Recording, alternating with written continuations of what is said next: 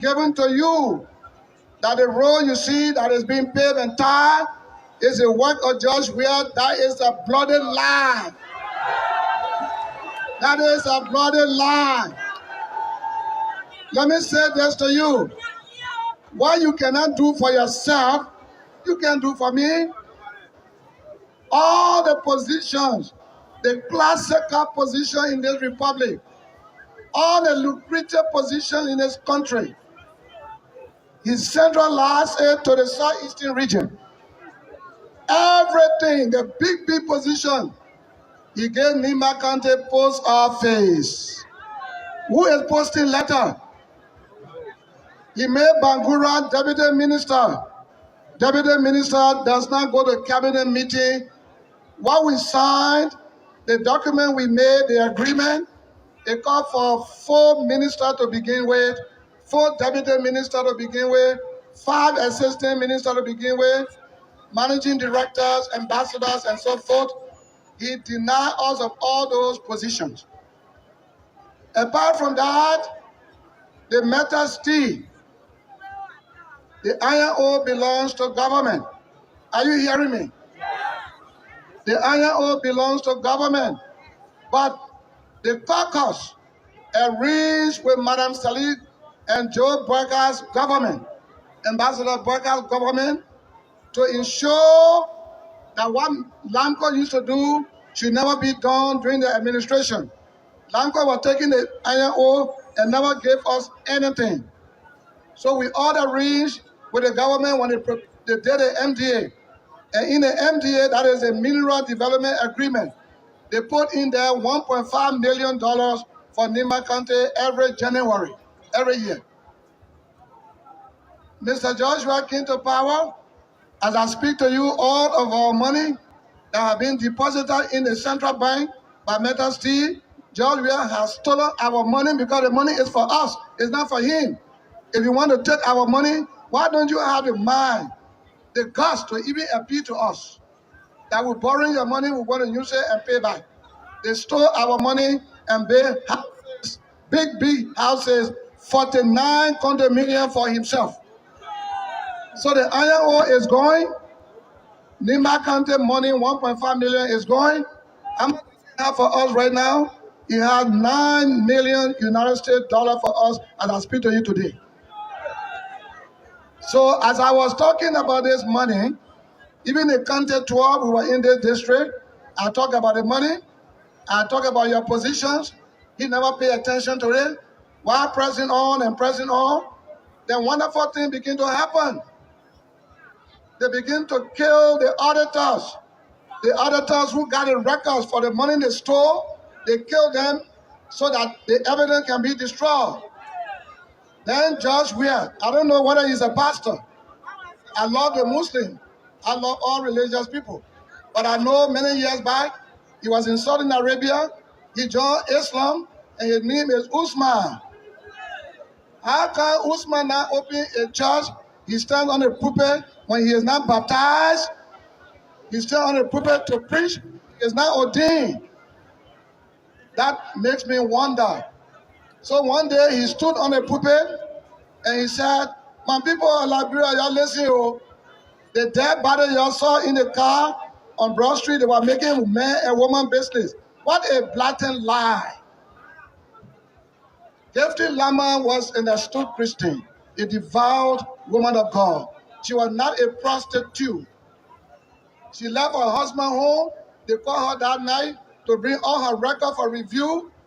They used her workmate to call her, not knowing they had already arrested the workmate when they called him. When she got there, they grabbed them. Presumably, they took them to the beach after killing them because in the car, there was so much sand, S-A-N-D. I left my house when I heard about the people in the car dead. I went there, and they said carbon monoxide. That is not true.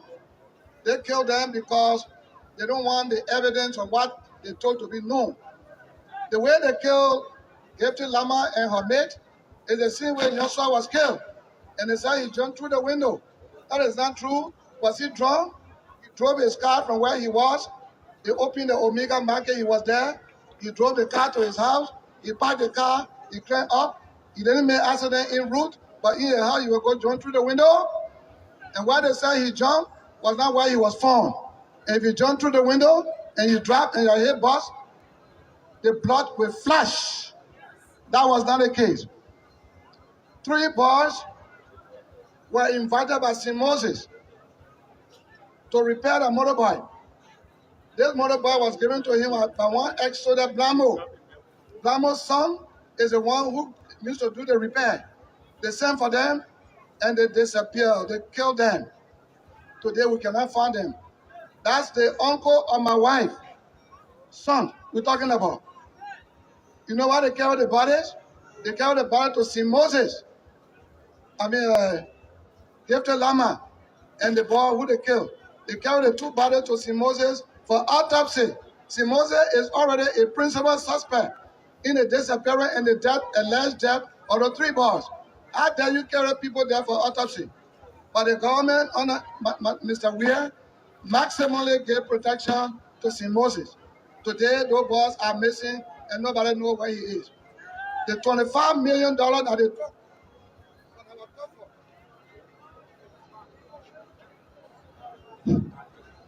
I won't talk too long because of the time. But they killed auditors. The American government has already indicted George Weah-led government as being extrajudicial killers. This man married from Jamaica. He lived in Jamaica for many years. In Jamaica, they smoke opium for fun. They manufacture drugs for fun. And they want a partner through whom they can send the drug to another country, and Joshua is that partner. They have been importing drugs. How many drugs were brought in that we did not see before they finally brought the $140 million drugs, cocaine, that the American people helped us to discover? Those people were jailed and pending trial. Mysteriously, they disappeared from jail, only to come to send 100 pickups to the federal government that put them to jail. They gave them 100 pickups, many motorbikes, and so much money for campaign. George Weah must go. That is it. We voted for George Weah and Joan Howard Taylor. 6 years they've messed the country up. They broke the foundation that was built by the Unity Party. When the Unity Party took over the government, they paved the road, they tarred the road from Monrovia to Guinea border. That quota you see. They did a road from Monrovia to Grand Bassa County. They signed a contract with the World Bank, African Development Bank, to do the road from Sekempa to Loguato. It is not George Weah. Don't let him lie to you. George Weah does not love you. If George Weah had the power to bring investors, he would have brought investors to pave a southeastern road. You don't have that power. You cannot bring one investor because of massive corruption. And I'm saying that he's hearing me. They threatened me. They invaded my church, the Church of God. And they tried to harm me. They threatened me seriously to eliminate me. George Weah said, as long as I live, he will not get Nima County. Nima County can listen to the leaders, so I must die. And I told George Weah, if you make a attempt on me, we don't want war. War is over. War is over. But say you are a commander who can command people to kill people, and you pretend you don't know. You throw the stone and you hide. You and Joan Howard Taylor sent people to my church to evade, to harm me. God saved my life because the church members and the community dwellers, they were very strong. I sent for police to come. The police sent me 2 vans, 2 pickup loads, but they parked the car to ELBC gate. They did not come to me. Why? They wanted to see bloodshed, a fight that will produce bloodshed. Then they will come arrest us, arrest me, take me to the police station, charge me to court, indict me. Then I will never take part in this election coming. But I saw it, I avoided it, and I have registered.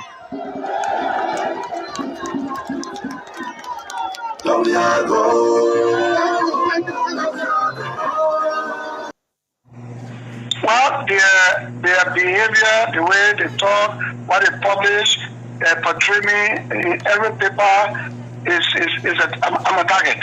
They know the reason. They know the reason, but they will never succeed. They will never succeed, no matter what the reasons are. The only political reason I may think of could be I'm from a vote-rich country. The people love me dearly. When I turn to Manasali, she won. She beat our political adversary, our opponent. When I turn to Mr. Weir, he won. He beat others. When I turn to Mr. Walker, he won. So this great man who is so wonderfully made and was sent to Nimba as a gift to the people of Nimba. People love him. And Nimba defends him all the time. They speak in favor of him. This man must be gotten rid of. Especially those who prepare for 2029 will not want to see me around. But I will be around. And those who wish me dead, I will tell you, don't wish anyone dead to die.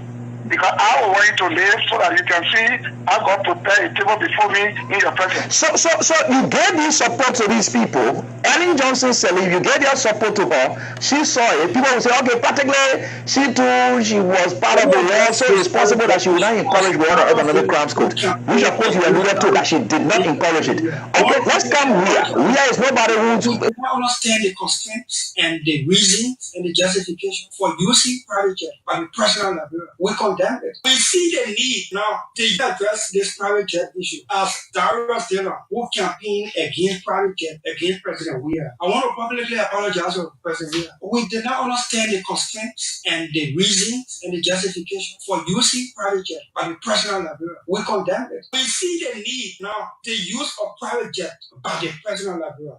Let me address this. I've been very quiet.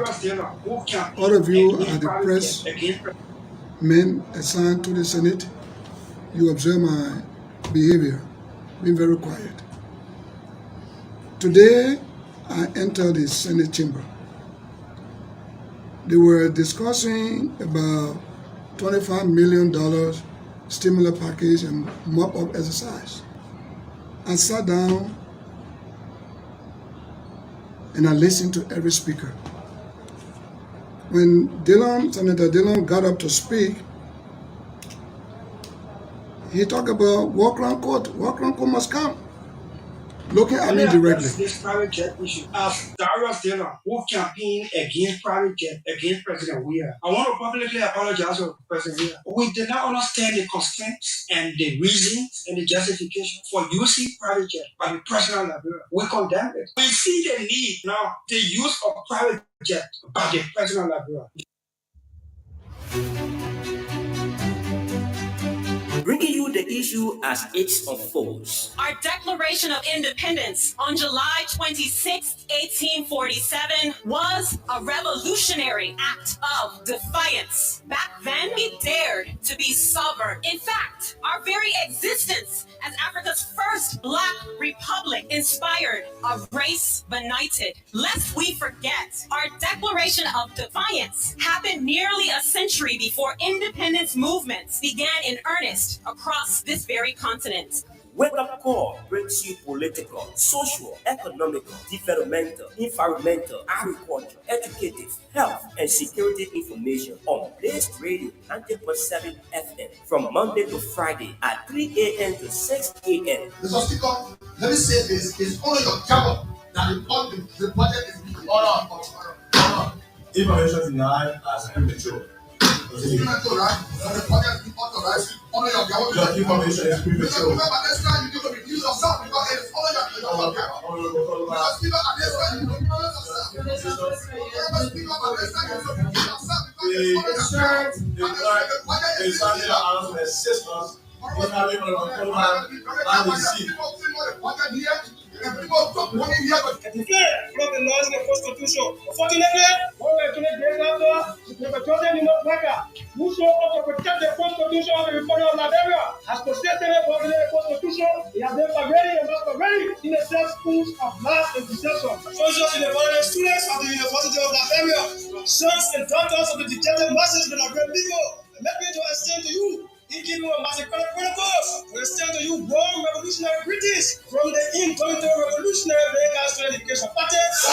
Africa's most persistent, Africa's biggest hub of intelligentsia in the Republic of Liberia. We are going to eat a big money to buy. Well, anybody have people to divide, and you eat tomorrow, they'll say, I pay for that food. They are here before. So they bring the money and you eat it. And bring money, that's stolen money. Because nothing you went hard for, you just get divided. You put the money for get divided, and money where you wipe up. Everyone should not be bribing people for vote. You should come and talk to your citizens, explain to them what you would like to do, and ask them for the food. If they can't bribe you, tomorrow you will not see. But the man you forget. We cannot be living here depending on Indians and Chinese and Taiwanese to feed us. And then we want to control the price. It's not possible. So we have to get to the soil.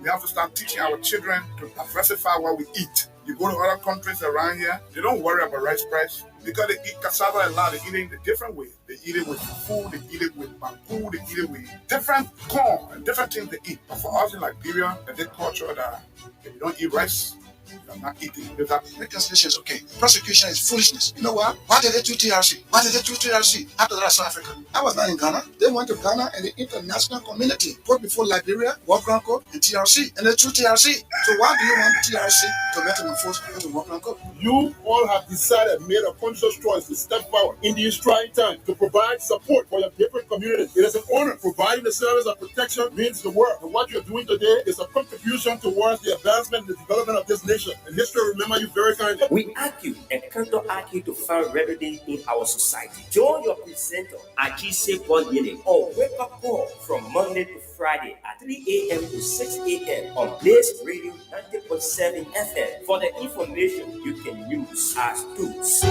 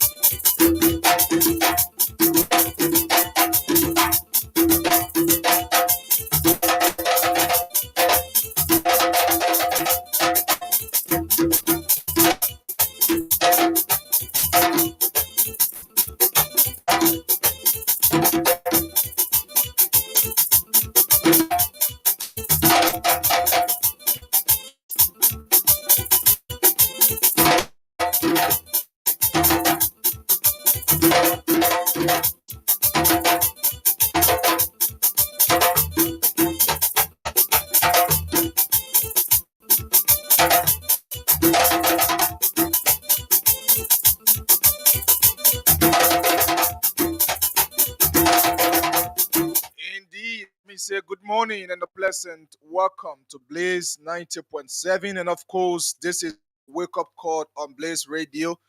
Your early morning program. This is the program that serves you breakfast in bed. Let me say good morning.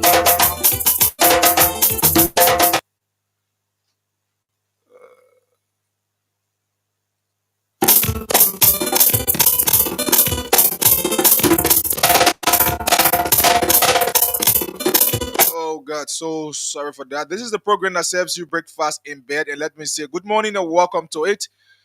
And of course, it comes only on Blaze Radio 90.7. On this program, we discuss political, social, economical, religious matter. We discuss economic, we discuss education, we discuss security. So, and of course, I like to say good morning and welcome wheresoever you are listening from by means of radio. If you are there in Grand Jita County, Lofa County, Rewa G, Rewa Ses, Bapolo, Bon, Nemba, I'd like to say good morning and welcome to the program this morning. My name is Archie Bob Yene, and of course, I'm your presenter of this program. So today is the 14th of January AD 2025. Welcome to it. Invite someone to listen along. So as usual, we bring you our security tips, updates from various communities, where we have the community watch forum team. They are here in studio already. So for the next 30 minutes, they're going to be providing us security information, and you as well in the community will be giving us updates as to how is the community and your environment. So it's good being here this morning on the show. Today going to be exclusively a one straightforward section. We're going to analyze all of the issues in other discussion alongside the CEO and let you form in at a later time. So we're going to be looking at a issue at the Capitol building, the minority bloc joining the majority bloc, people being arrested in connection to the fire incident at the Capitol building, where suspects are being fainted at the Supreme Court ground. We're going to look at that lengthily this morning, so you are advised to keep glued and invite someone to listen along. Archie say Bob Yene. Take this break. Upon return will be the security tip from our community watch forum team.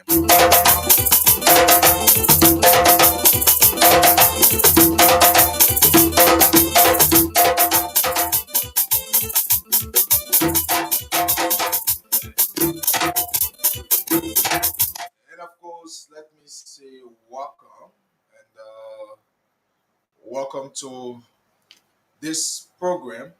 And of course, Wakeup Call comes to air with every Mondays to Fridays, and today is Tuesday. So let me welcome the guys here this morning in studio. Guys, welcome uh, to the program again, as usual. Thank you.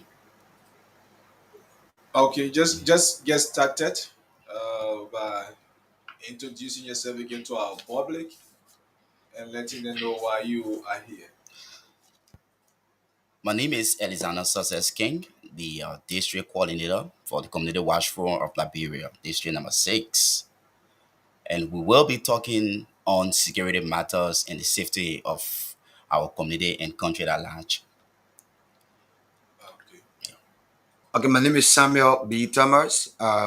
I'm the vice chair for administration for Mosorado County Community Watch Forum of Liberia. Okay. So you were here yesterday, and we started the discussion as a normal routine on this program. So, would you mind updating the public as to where we stopped yesterday and begin? How is the security issues now in the community? What are the latest update that we can follow this morning for the community? Okay. Where we stopped yesterday, it has to do with the fellow who was shot, and the caller placed the information to us Yeah. and talking about Samdo. And I did a follow up on Samdo. He told me that the first incident took place in 2016. Yeah, so all along he has been working with the community watch team, and up to present he still assists the community watch team that has to do with the B community watch team. Whenever they need backup, they call upon him and he always there with them. So we spoke yesterday morning. As soon as we left the show, we spoke, and he expressed interest in continuing in his continual effort to work with B community and the Watch Forum to see how best the community can be safe from crimes and violence. And the next person called from the Soul Cleaner Bell. The Soul Cleaner Bell, we place a call to the fellow, and traditional issue needs the traditional people, Yeah, that he said it was something like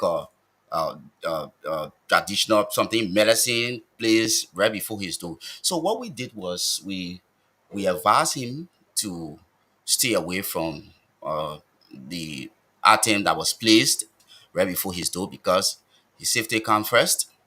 And we also make referral to the Labrador National Police, the sub station in Soul Clinic, and he went there. And the police also advised that he should stay away. It has to do with internal affairs matter. So they were going to get to uh, internal affairs to see how best they could work with the community and those people who had a problem to be able to take the medicine out of that place. So, and later on, we call him again to tell him that, his life and his family lives are important, so he should stay away. And he agreed. We ready talk, lengthily, and he understood us and follow our pieces of advice, and it was done. And later the police came in. So this is how far we are with the yesterday's information that we received. Now, for the community, like I said yesterday, affect one of our communities on GSA Road issue.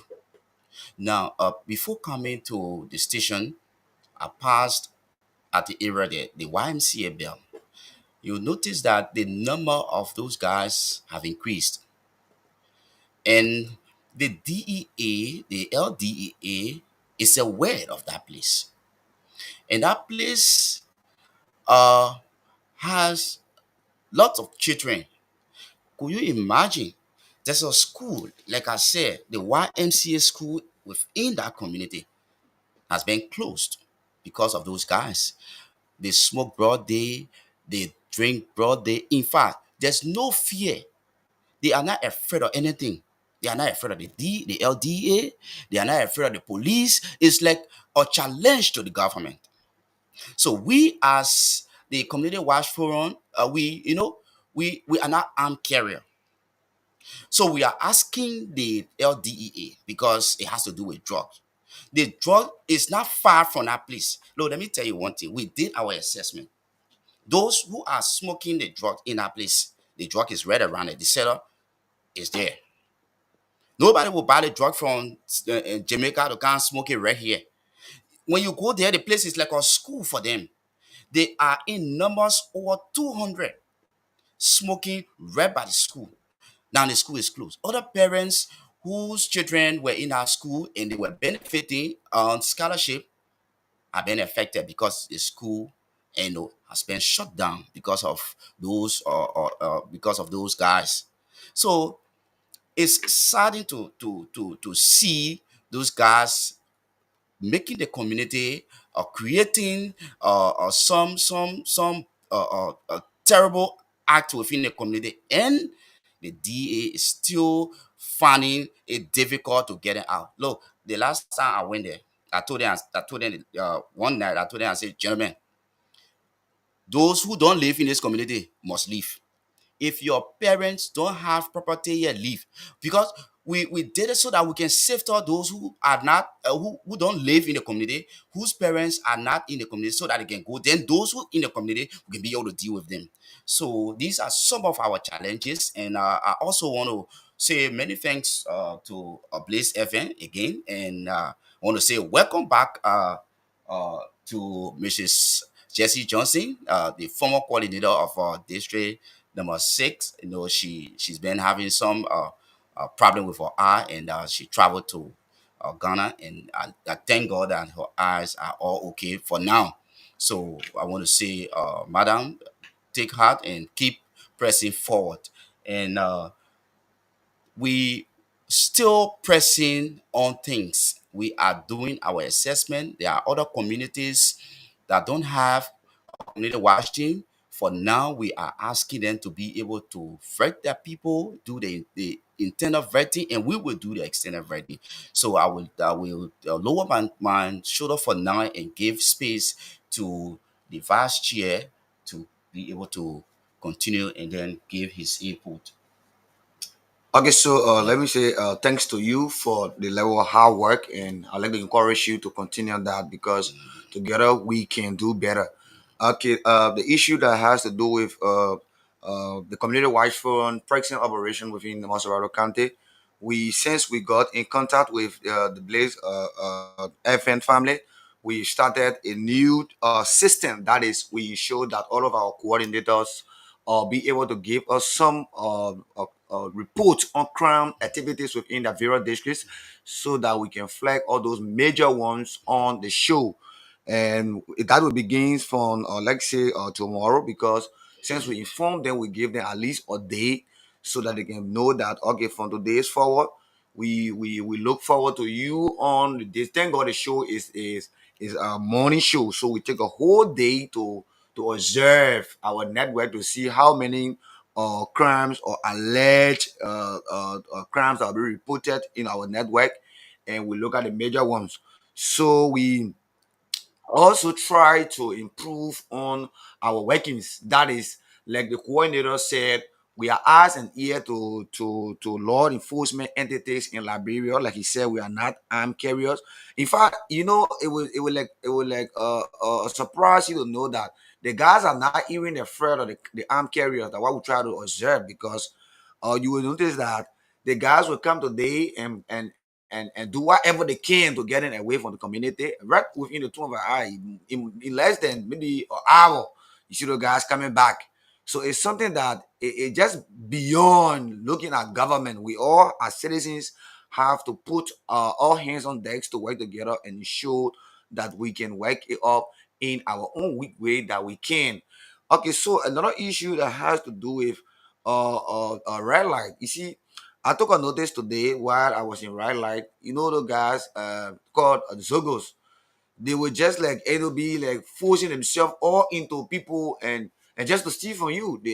I think what 3, 4 of them ran to a lady and tried to just like shove a cloth in your hand like towel on the lady, and women selling fish have to be yelling, oh, roll, roll, roll, roll, roll. So when it kind of things happen in the country, in the community, it shows that citizens are not safe and free to move. So we as citizens that we think we can buttress national government efforts, security efforts, we need to double up with more efforts. And how can we do this? The Community Watch Front of Liberia, this is the voluntary work that we are doing in order for us to encourage our guys up there. If we cannot even pay them, which we know that President no one is taking pay, we can also be able to compensate them, because a young man like me, like the coordinator, leaving our homes, look at how we are here, Johnny, a young man like you, to be able to buttress national security effort, that we think there's a need, at least, that those that capacitated can see reasons to be able to at least help this process. The Blaze Evan family started it by giving us the opportunity to be able to at least bring to the day's code of security contribution by giving us this opportunity. You as citizens up there, you can do your best. You can too. It doesn't have to be just maybe bigger than what you think you can. You can start with just the little you have, because you know before coming here, we have to like find means to transport ourselves. We have to get scratch card on our phone to make calls. There are a lot of things we need to do, and we have to continue this in order to help government. If we say we just wait until the bigger one comes, it means that we will not do the little that we are doing right now.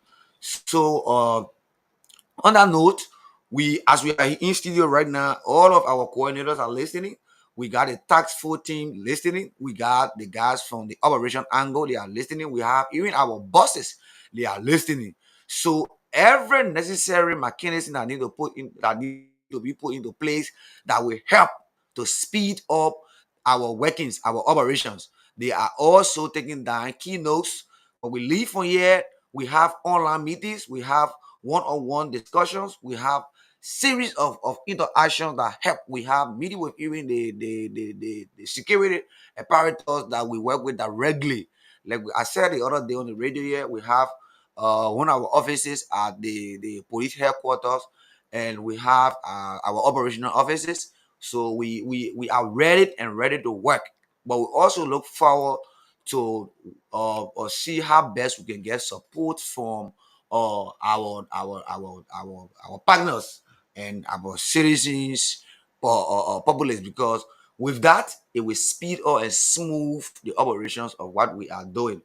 And Mr. Coordinator, I'd like to really buttress your efforts on this on media to tell you that you are doing well to be friend Thank among you. coordinators in the 17 districts in Moshardo County. And since you took over, there are a lot of changes you have brought to this district number 6 Moshardo County. I'm saying this to encourage other coordinators to join you, do their best beyond, because with this, the county will get better and other counties will learn from us. Thank you very much. Thank you ever so much. Yeah, So, folks, you listen to them. We all are here, and this is about Liberia. It's about our country, definitely. and I know that together we all need to put hands together because the issue about security, So, the safety of the community, it matters much. So I don't think you will feel proud to have your own community where if you even tell Modo Bame I'm going to my community, uh, people are afraid to take you to your community. Maybe when it's even after 7 o'clock or even 5 p.m. in the evening. So this segment is always on the show to give you uh, update. So we will be uh, opening the lines to also hear from you and some of the guys that are posted, the officers that are also posted, like he said, as of tomorrow, the effective update will be given. But we also open the lines that some of them will be calling us, tell us what are the operations and how is their assigned post. This is about the community. If you have some tips, maybe you have people in your community that are fighting, that are involved with drugs business, they are involved into criminalities, but then you don't have the means to engage them. Just contact the community watch forum. They will use their security methods in getting them out so that your community can also be safe. You understand? It's about Liberia. It's about all of us. It's about the future of your children. If you have people in your community, some of them said enjoy. The thing is that some of the community dwellers themselves, the problem I will have that you have them keeping the just dealers. They know them. definitely, definitely. They You know, know them, but they don't want to show them. sure. You understand? So at the end, and the very community you claim you love, you'll be harming the community. So let us buttress the efforts of the community watch front as well in helping making the national security work more easier. Because if the community is involved, then the national security will perform diligently because you will be giving the information and they will be working on it. But don't conceive any information to yourself that you cannot provide. So the security line is here only 077. Is only for this line is only for security uh officers. If you are security officers, you only call on this line. If you are not an officer, you call on a regular number.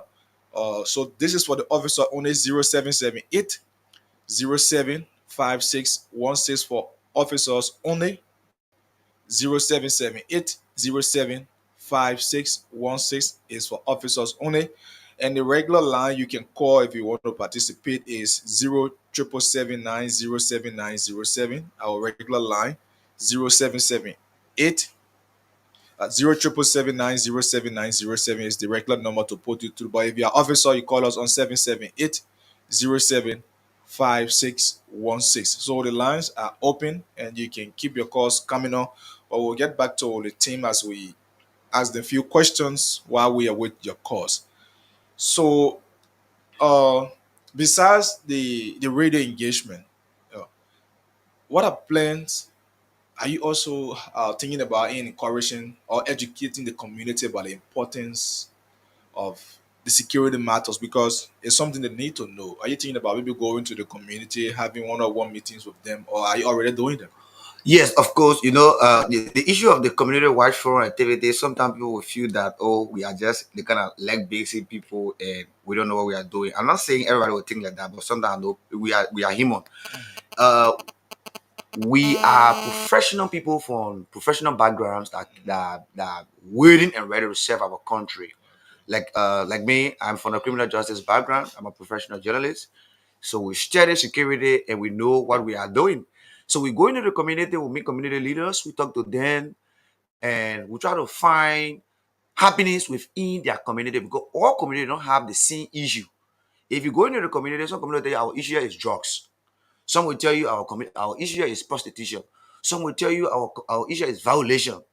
So based upon your community and its issue, we know how to engage your community and work out things. Even the student community, we have now started working with the student community because we know that there are a lot of things happening in the various schools that also link to crime. So probably sometimes people want to compromise them. But if you have somebody that you already train or you already have workshop and training with that you taught them how to report crime, how to deal with crime related issues, you share contact with them, you share your social media network with them, they be able to. That's why all the time you see all move with gadgets. The gadgets are meant to be able to help us to easily communicate because gone are the days that I have to take one communication from here, running with it to headquarters, using maybe motorbike, using bicycle and thing. I can just stay wherever I am and send communication or send any information to whoever needs it, just in the two of our eye using any other social media or any of the gadgets that we have to be able to make our work easier. We also deal with the elders within the community who we think are the most experienced people in a community. So they to help to deal with some of those matters that we think the younger one don't have much experience in working with. Another thing we do, uh, we look at people like the veteran security in the community. There are people who have served the AFL, served the police, served the DA, and they are veterans. They are they been pension, but they still have the experience. So we work with them directly. Some of them, even sometimes we have workshop with them. We call them to get their experiences. They explain to us how it was yesterday and how it is today, so how we can work out things. Because mind you, we ourselves we're taking risks with our lives. Because if you are exposing a man who is dealing drugs, the man also looking at you to be like maybe you taking food from a table. He doesn't care about the kind of harmful substance he exposing to young people, spoiling future generations. He don't care about it. All you feel is that because you're taking food from a table, so he had another plan for you that he could harm you and maybe you're left at risk. So there are a lot of things we pass through on a daily basis. But let them stay. We are waiting and ready to do what we are doing because we think that it is our own way we can contribute to our country. So we are doing a lot of things that we think we can continue to do in order to make our work very easier. Okay, so let's get the phone line. Good morning. Yes, good morning, Archie. Morning, welcome. What is your name and where you call from? Yeah, this is Winston Kennedy, and I'm joining from people. Welcome. How is the community this morning? Yeah, my community is relatively kind this morning. Okay. I called to explore the guys in the studio today on the angle of the community watching. Okay. The guys are doing extremely well as they are exercising, their security and on a voluntary level. It's too troubling when I listen to them that one other school around, I don't know, somewhere, yeah, then suppressed by those guys, man, and the school are then shut down. Why should it be?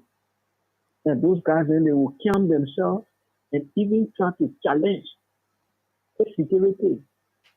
And people who are on a voluntary level, they need attention. They need to be empowered. People are doing extremely well. Sometimes they give first aid information. First aid information in aiding the police or in aiding the LDA. But yet they say they are on voluntary level, but they need to be empowered so that at least they can feel that they are contributing to the society in aiding the police to reduce some of the criminal risk in the various communities across Nigeria. So if they are giving attention to, I think they will do both. So gentlemen, I want to say thank you. Thank you. Thank you so much, Winston. 07779079070 07779079070. The security officers can also call on 778-07-5616. So this is Wake Up Call, and this segment is the security segment where the community watch team provides you security education and give you updates on various communities. So give us also update on your community. How is your community? Let us know about it, and we all get the ball rolling as we find remedies to your problems uh, in getting the national security involved, because the team here work directly with the national security, that is the Liberian National Police, the immigration, the joint security in totality, right? They work with them. So update us on informations that maybe you are confronted with in your community. For a few minutes, we are here, so we await your calls, but we get to them. They will also conclude as we go along the show. You can also update us if there are issues, and we will also get back to them. So, guys, just conclude. We have a few minutes to just conclude, and we pick up from there. Okay, and so you know, security matter is something that we all supposed to focus on, because if our communities are not safe, no one is safe. Sure. I feel so sorry for the students. I feel sorry for elderly people, people who try to be able, who try to struggle and get things for themselves. Do you see those guys going around busting people do? No, let me tell you, my dear brother, Achi, I'm angry in my spirit. Young men are just there doing drugs in the community. Look, Let me get this person. yeah. Good morning. Good morning. Good morning, brother. Good morning. Morning. How are you? I'm okay. Okay. Hi. My name is Joseph Telewe. I'm calling from HES Evo Rehab. Okay. I want to say thanks to my colleagues in studio for a brilliant idea. You know, the government will not just deal with the youth without handling the community, without working along with the community. Mhm. In other countries, community chairmen are on payroll because they are there to govern the community. And if you deal with the community, you also be able to handle the issue about drugs, Mhm. about criminality. Yeah. Right now we speak, I'm on duty. Okay. Yes, I'm on duty. We were trained by the Community Watch Forum some years ago, and later on it did not work out.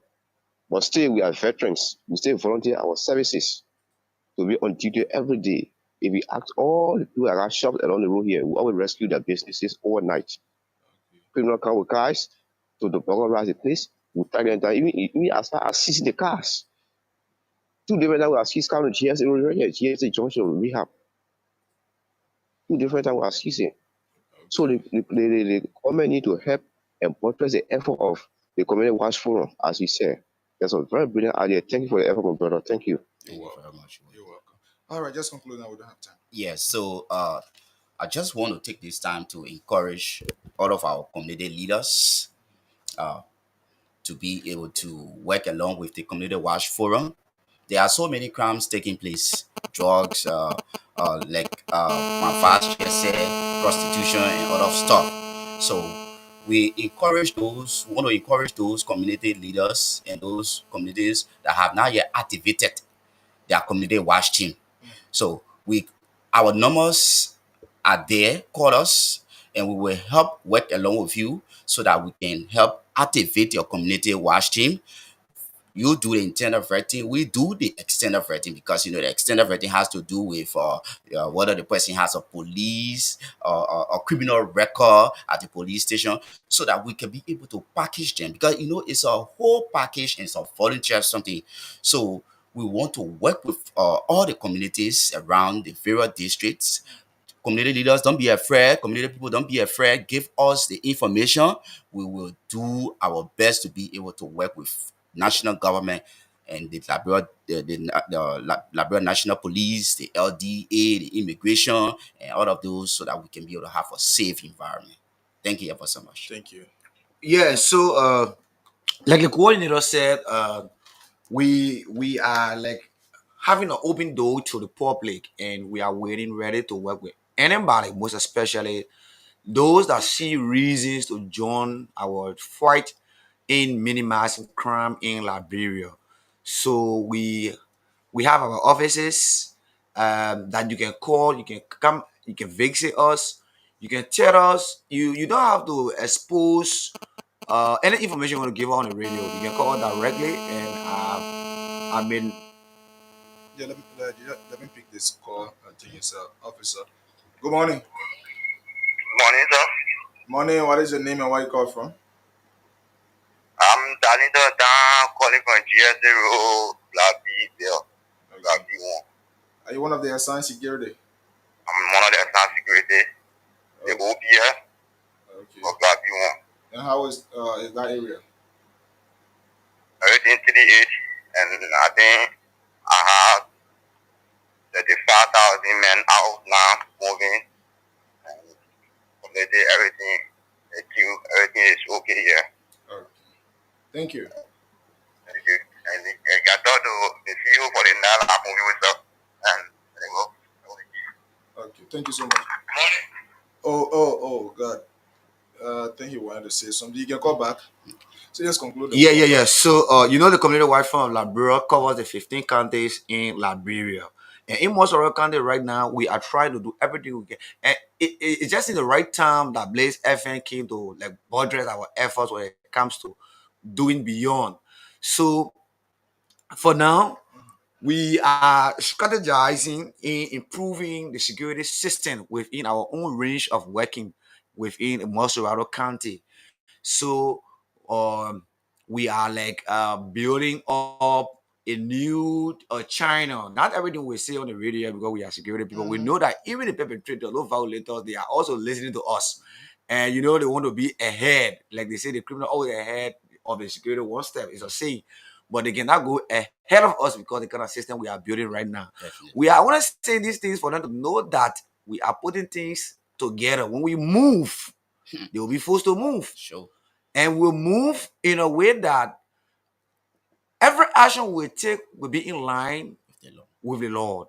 We will not go beyond, but we will work to protect the state and our citizens. So on this note, I want to say to the people of Liberia, our citizens, and those residing in Liberia, we are putting every mechanism in place to ensure that we can buttress national security efforts in protecting lives and property. Thank you so much. So, folks, you listen to them. Tomorrow they will be here on another uh, edition of the program where we will be updating. So, thank you guys. It was wonderful having you. Let's take this break and be right back. All along, I've been very quiet. All of you are the press men assigned to the Senate. You observe my behavior, being very quiet. Today, I entered the Senate chamber. They were discussing about $25 million stimulus package and mop-up exercise. I sat down and I listened to every speaker. When Senator Dillon got up to speak, We know. he talked about Wakeup Call. Wakeup Call must come. Looking at me directly. Then the pro tem said to him, "That's not what we are discussing here." So when he got through talking whatever he wanted to say, he took a seat. So I asked the speaker, the pro tem, to speak, and he allowed me to speak. But gentlemen, I want Senator Dillon and Mr. Mo Ali, who spoke on Truth FM yesterday concerning this same thing, even went to the extent of mentioning me with Chris, one Chris on Truth FM. I want them to know that Senator Johnson is a revolutionary. I'm not afraid of war crime court. But if you want to bring war crime court to Liberia on the basis of the TRC, then I will tell you plain blank no. Why? Because the TRC is full of irregularities, fraud, that brought division among the ranks and file of the components of the TRC Commission. One of the, you talk about justice for victims, but justice is also for the would-be perpetrator, because you got to prove beyond all reasonable doubt that what you are accusing the man of, that truly he committed those acts. But there was a division among the commissioners within the commission. What brought the division? Several factors brought that division. One key factor that sent Chairman Jerome Verdier, running for his life is the exposure, documentary exposure of a secret deal, putting aside the position of the Liberian people at home and abroad. That document which he put aside leaked to us when the commissioners who differed from him broke away from the main body. What that document has to do with, when the TRC was commissioned, they were funded with taxpayers' money, and the international donors also contributed immensely to enable the TRC to conduct a national and international referendum to all countries where Liberians reside, to find out from them whether they want war crime court or they want TRC. Do they want retributive or restorative? So they were funded with taxpayers' money, and they were given donor funds to carry out their work for about pretty close to 3 years. At the conclusion of their work, when they compiled the voluminous report into a booklet from the called TRC, in that voluminous TRC book, something great is absent. That is the referendum that was conducted by the TRC in the 15 counties and in the diaspora. When they decided as commissioners of the TRC to go to the counties and in the diaspora to conduct their referendum as to know the ratio of people who want war crime court and who want restorative justice, they did not include the 73 lawmakers from the lower house.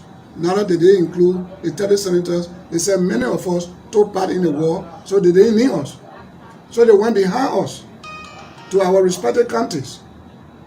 The question is, where is the result of that referendum? It should be included in the voluminous report, because that's the position of the Liberian people.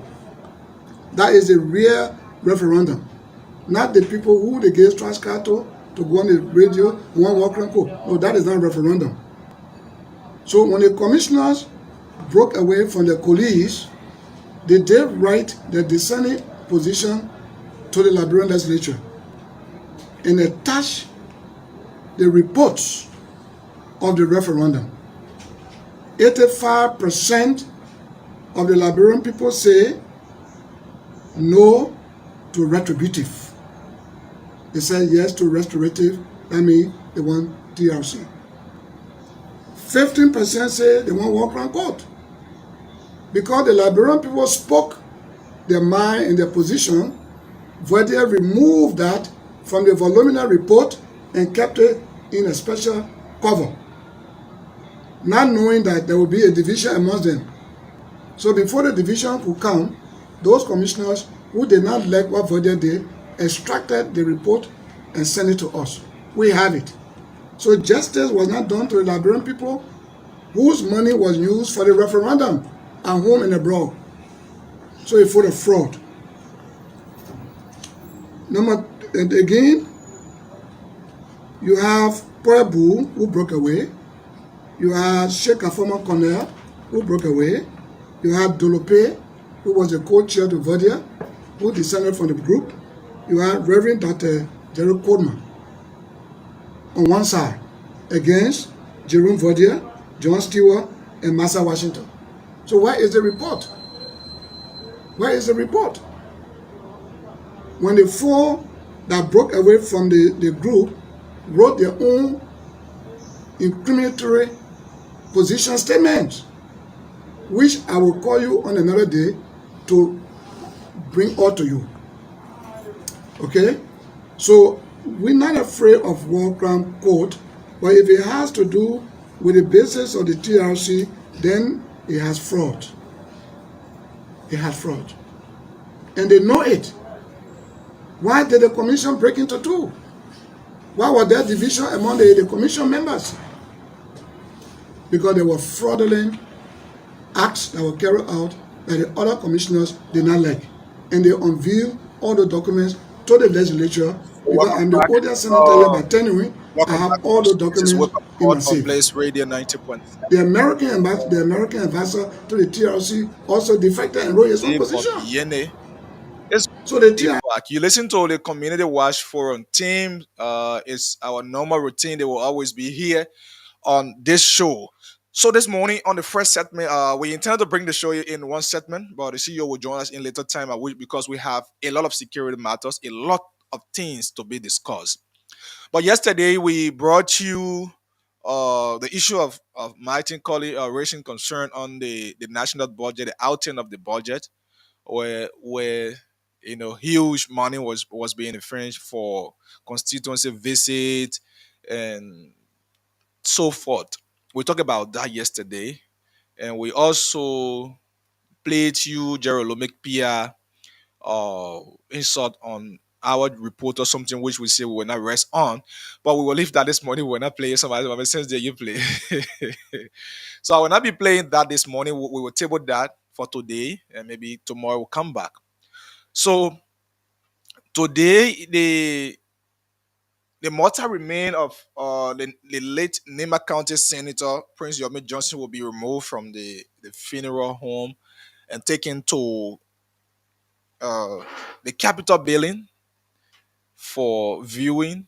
I think in the state they got name for that, but I will call you a little time. And so he will be taken there. Yesterday, a book of condolence was opened at the Capitol building. But this is what we want to look at when looking at the book of condolence. When the issue of former President Weah and the Vice President Jeremiah Cohn took place at the home of the former senator, where Weah did not shake Cohn's hand, it became issue.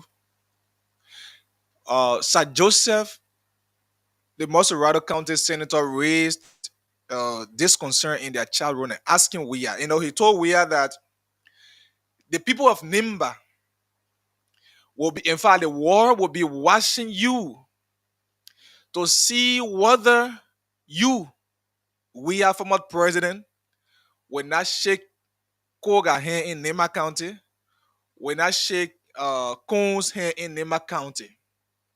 So people have the expectation that we might not attend the funeral service of the late senator.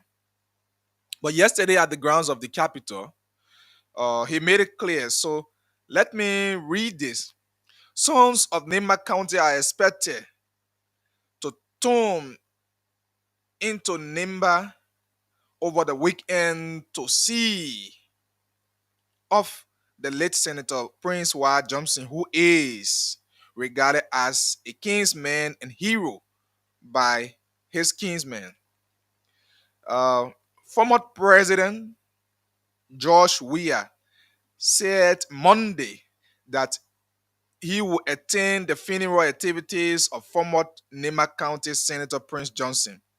The Bines here have threatened to resist the former Liberian leader for his refusal to extend a handshake to Vice President Kun and fellow Nimba kinsmen, something they describe as gross disrespect and provocation. But speaking to journalists on the Capitol Hill shortly after signing the book of condolence for the late Senator Prince Johnson, Mr. Weah vowed to attend the funeral service of the late Senator Johnson as a former head of state of Liberia and an ally to the fallen Nema County hero. As a son of Nema County, I will be there, he said, adding, in fact, I am a former senator of the Republic of Liberia and my colleague passed. I got to be there. Mr. Weah's comment uh, came, Mr. Weah comments come contrary to the report that he he would have skipped the funeral service of former Senator Johnson due to the criticism over handshake uh, he exchanged with Vice President in November when he first visited, when he first went to the home of the late Senator Johnson to sympathize with the bereaved family. The CDC Congress, the Congress for Democratic Change (CDC) standard bearer last November 2024 came under a bullet for his refusal to extend a handshake to VP Kuhn and Representative Samuel Koga when he went to sympathize with the family members at the fallen senator's residence in Painesville. Mr. Weah has since defended his action, explaining that he has nothing against Vice President Kuhn and that is and that his gesture to hold his hands to his chest rather than extending them to the VP was just another form of salutation and acknowledgement to a colleague. So, uh, first of all, this is the new dawn. I reported this story. First of all, let me say this: if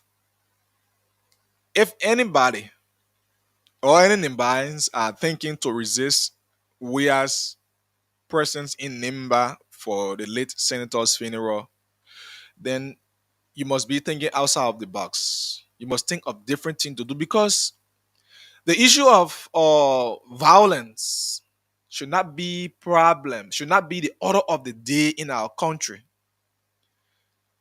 Nimbans are mourning their fallen hero. Nimbans are mourning their late senator. Nimbans are mourning, and I expect them to open arms to everyone who comes in to mood and sympathize with them and not criticizing people.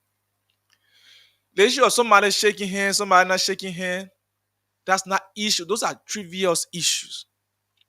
The reason for which only you hear these things because of the characters involved. Because mind you, if it was the vice president who did not shake a common person hand or one motorcyclist hand over there in the media, who would have carried it this way? If the former president Weah who refused to shake one keke rider hand, I don't think the media would have carried it this way. And nobody would have taken that into serious consideration. You understand? So whether we are shake Koon's hand, we are not shake Koga hand, those are trivial issues. And the former president made it clear. He said that's a form of greeting. That's how he greet people. And similar thing was also repeated by the vice president at Capitol building when once the embattled Speaker Kofa extended a handshake to him. He did the same thing at the Capitol building. Nobody look at that. So this should not be reason for which people will threaten actions against the former leader. In fact, from what we have gathered, we are mothers hails from we and Doro. I follow him doing one of the county tours. We went we and Doro in one town there called Douglas Town. And it is part of Nimba County. So Weir is saying that he is a Nimba, he is a son of Nimba County. And in fact, as a former senator and a former Liberian leader, he is entitled to visit Nimba and attend the funeral of Senator Johnson. If anybody thinking about fighting him or resisting him, think about something else to do. We don't want to encourage these things. Folks, fellow Nimbais, I'm from Nimba County. And I know you would not want to, Nimbayans would not want to be on the world stage. Nimbayans would not love to be in the media. Nimbayans would not love to be classified as is Nimba again. Where you will have it, where you will be violate, because if you prevent the movement of others, one, you are infringing on their constitutional right. The Constitution provides that you should not stop the movement of anybody, because I don't think we have movement there will be carrying gunmen to guard him, or because Nimbayan say they will be preventing me, so I will carry gunmen. No. So if anybody, I know Nimbayans are not thinking about that, but if in any way certain group of people thinking of doing that, please think about something else to do. And let every Liberians put hands on desk to give Senator Johnson a befitting burial. Look, Senator Johnson deserved a befitting burial because he played a pivotal role in the modern days politics of Liberia. A very pivotal role, a cardinal role. In fact, since 2005, Senator Johnson has been one of the major kingmakers. He has delivered Nimba County to every president that sought his attention or his support in any given elections. So I will see no reason for which you will prevent Weah, who Senator Johnson supported in 2017 election, and make him president. Only because let us always evolve political sentiments, political attachment to national issues, to issues of relevance. Take away politics from that. And I know Nimbayans are not thinking that way. If people are thinking that way, then it must be a certain group of people that which we are conscientizing that you think outside of the box and forget about what you are thinking of. You understand? So let the world judge the former president when he goes to Nimba and see again whether he will refuse to shake people's hand, and the world would judge. In fact, when it happens, the media carry that, people judge that. So the public will be the judge. Like Sir Joseph said, Nimbayans, the world will be looking at you, we are, to see whether you will refuse to shake hands in Nimba when you have gone to sympathize with the bereaved family. Then Nimbayans will know that. And mind you, the thing is, this is about politics. A politician is being laid to rest. So now, Nimbayans will be looking at Weah. Weah has supporters in Nimba. That which 2029, if Weah is contesting, they will also support him. So Weah will not want to be looked at by in the public glare, where 2029, when he's going back to Nimba or anytime soon to go back to Nimba to campaign, people will say, look, you disrespected our kingsman during his funeral. During the funeral of the late Senator Johnson, you refused to identify with Nimbains. So we will not want to stay back without going to Nimba. That's one thing you need to know. And I know we will not want to do anything that Nimbains will look at him on the other way, or they will look at him the other way around. Politics. So when we are doing things, forget about our personal feelings about somebody, personally how you think about somebody, and look at issues holistic on a holistic way. Holistically, look at things and find remedies and and find solutions how you can resolve them, and not thinking about instigating violence and other way. So what the media report, what the media report, I know no Nimba County citizen is thinking about that. I know no Nimba County citizen is thinking about that. No one is thinking about uh, allowing the former president, not to go in Nimba. So you cannot prevent him. You cannot prevent him. I know you cannot do that. So Nimbains, fellow Nimbains, fellow Nimbains, please, if you are thinking that way, then you are not thinking right. Then you are not thinking right. Please, if you are thinking that way, you have to think outside of that. If you are thinking that way, then you are not thinking uh, the right way. So please, we will allow this be and open the phone lines right here, because we have to get you for a few minutes before we move on to our next topic. So those of you following us, uh, and wanting to be a part of the program, call us on 0777907 0777907. I don't have much to say. A hint to a why. This is about national issues. So let us not put our personal feelings into it, right? 0777907 and our WhatsApp line is being reactivated. Plus 231 You can call us and be a part of the show. So this is what we are saying. We are saying he will be in Nimba, right? What do you make of that? Uh, People say, "Oh, we will stop we are from going to Nimba," but we are saying, "Look, you can't stop me. I will be in Nimba." Right? I will be in Nima as a former Liberian leader. Good morning. Good morning, Mr. Yele. Good morning. Welcome.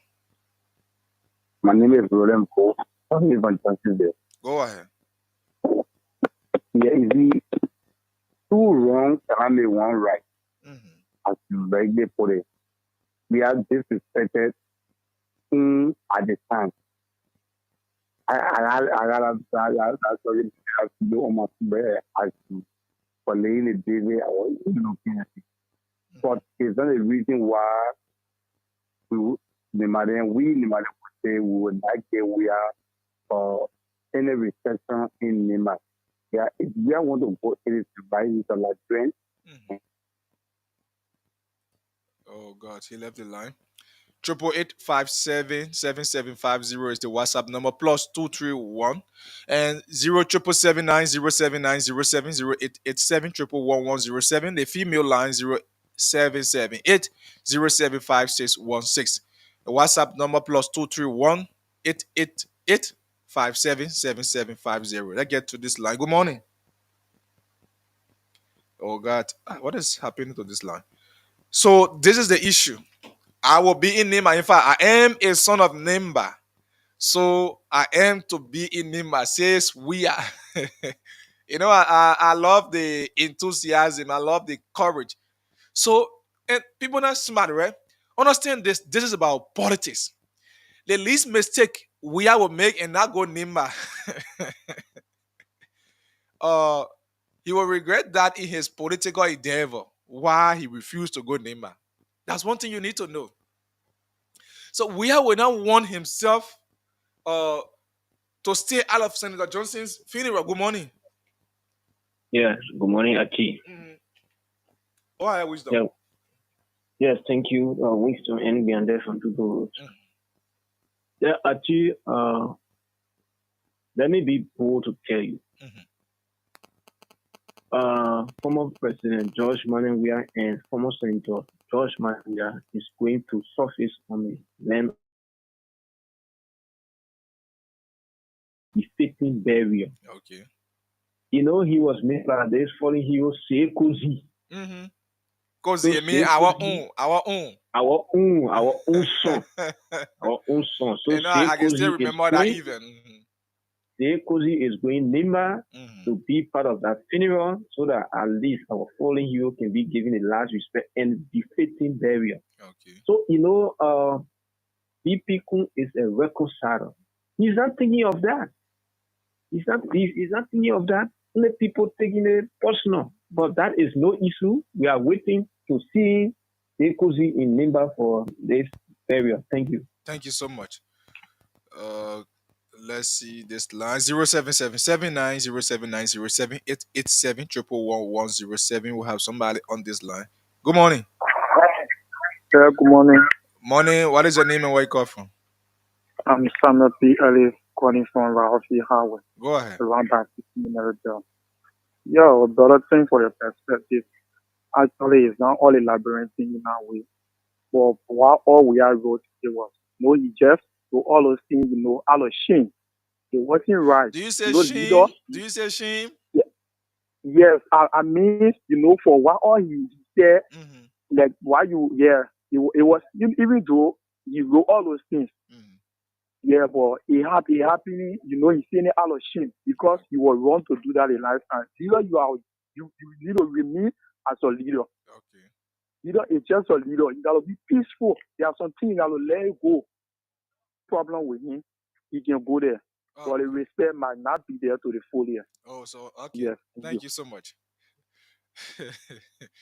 07790790788711107. Female line 778075616.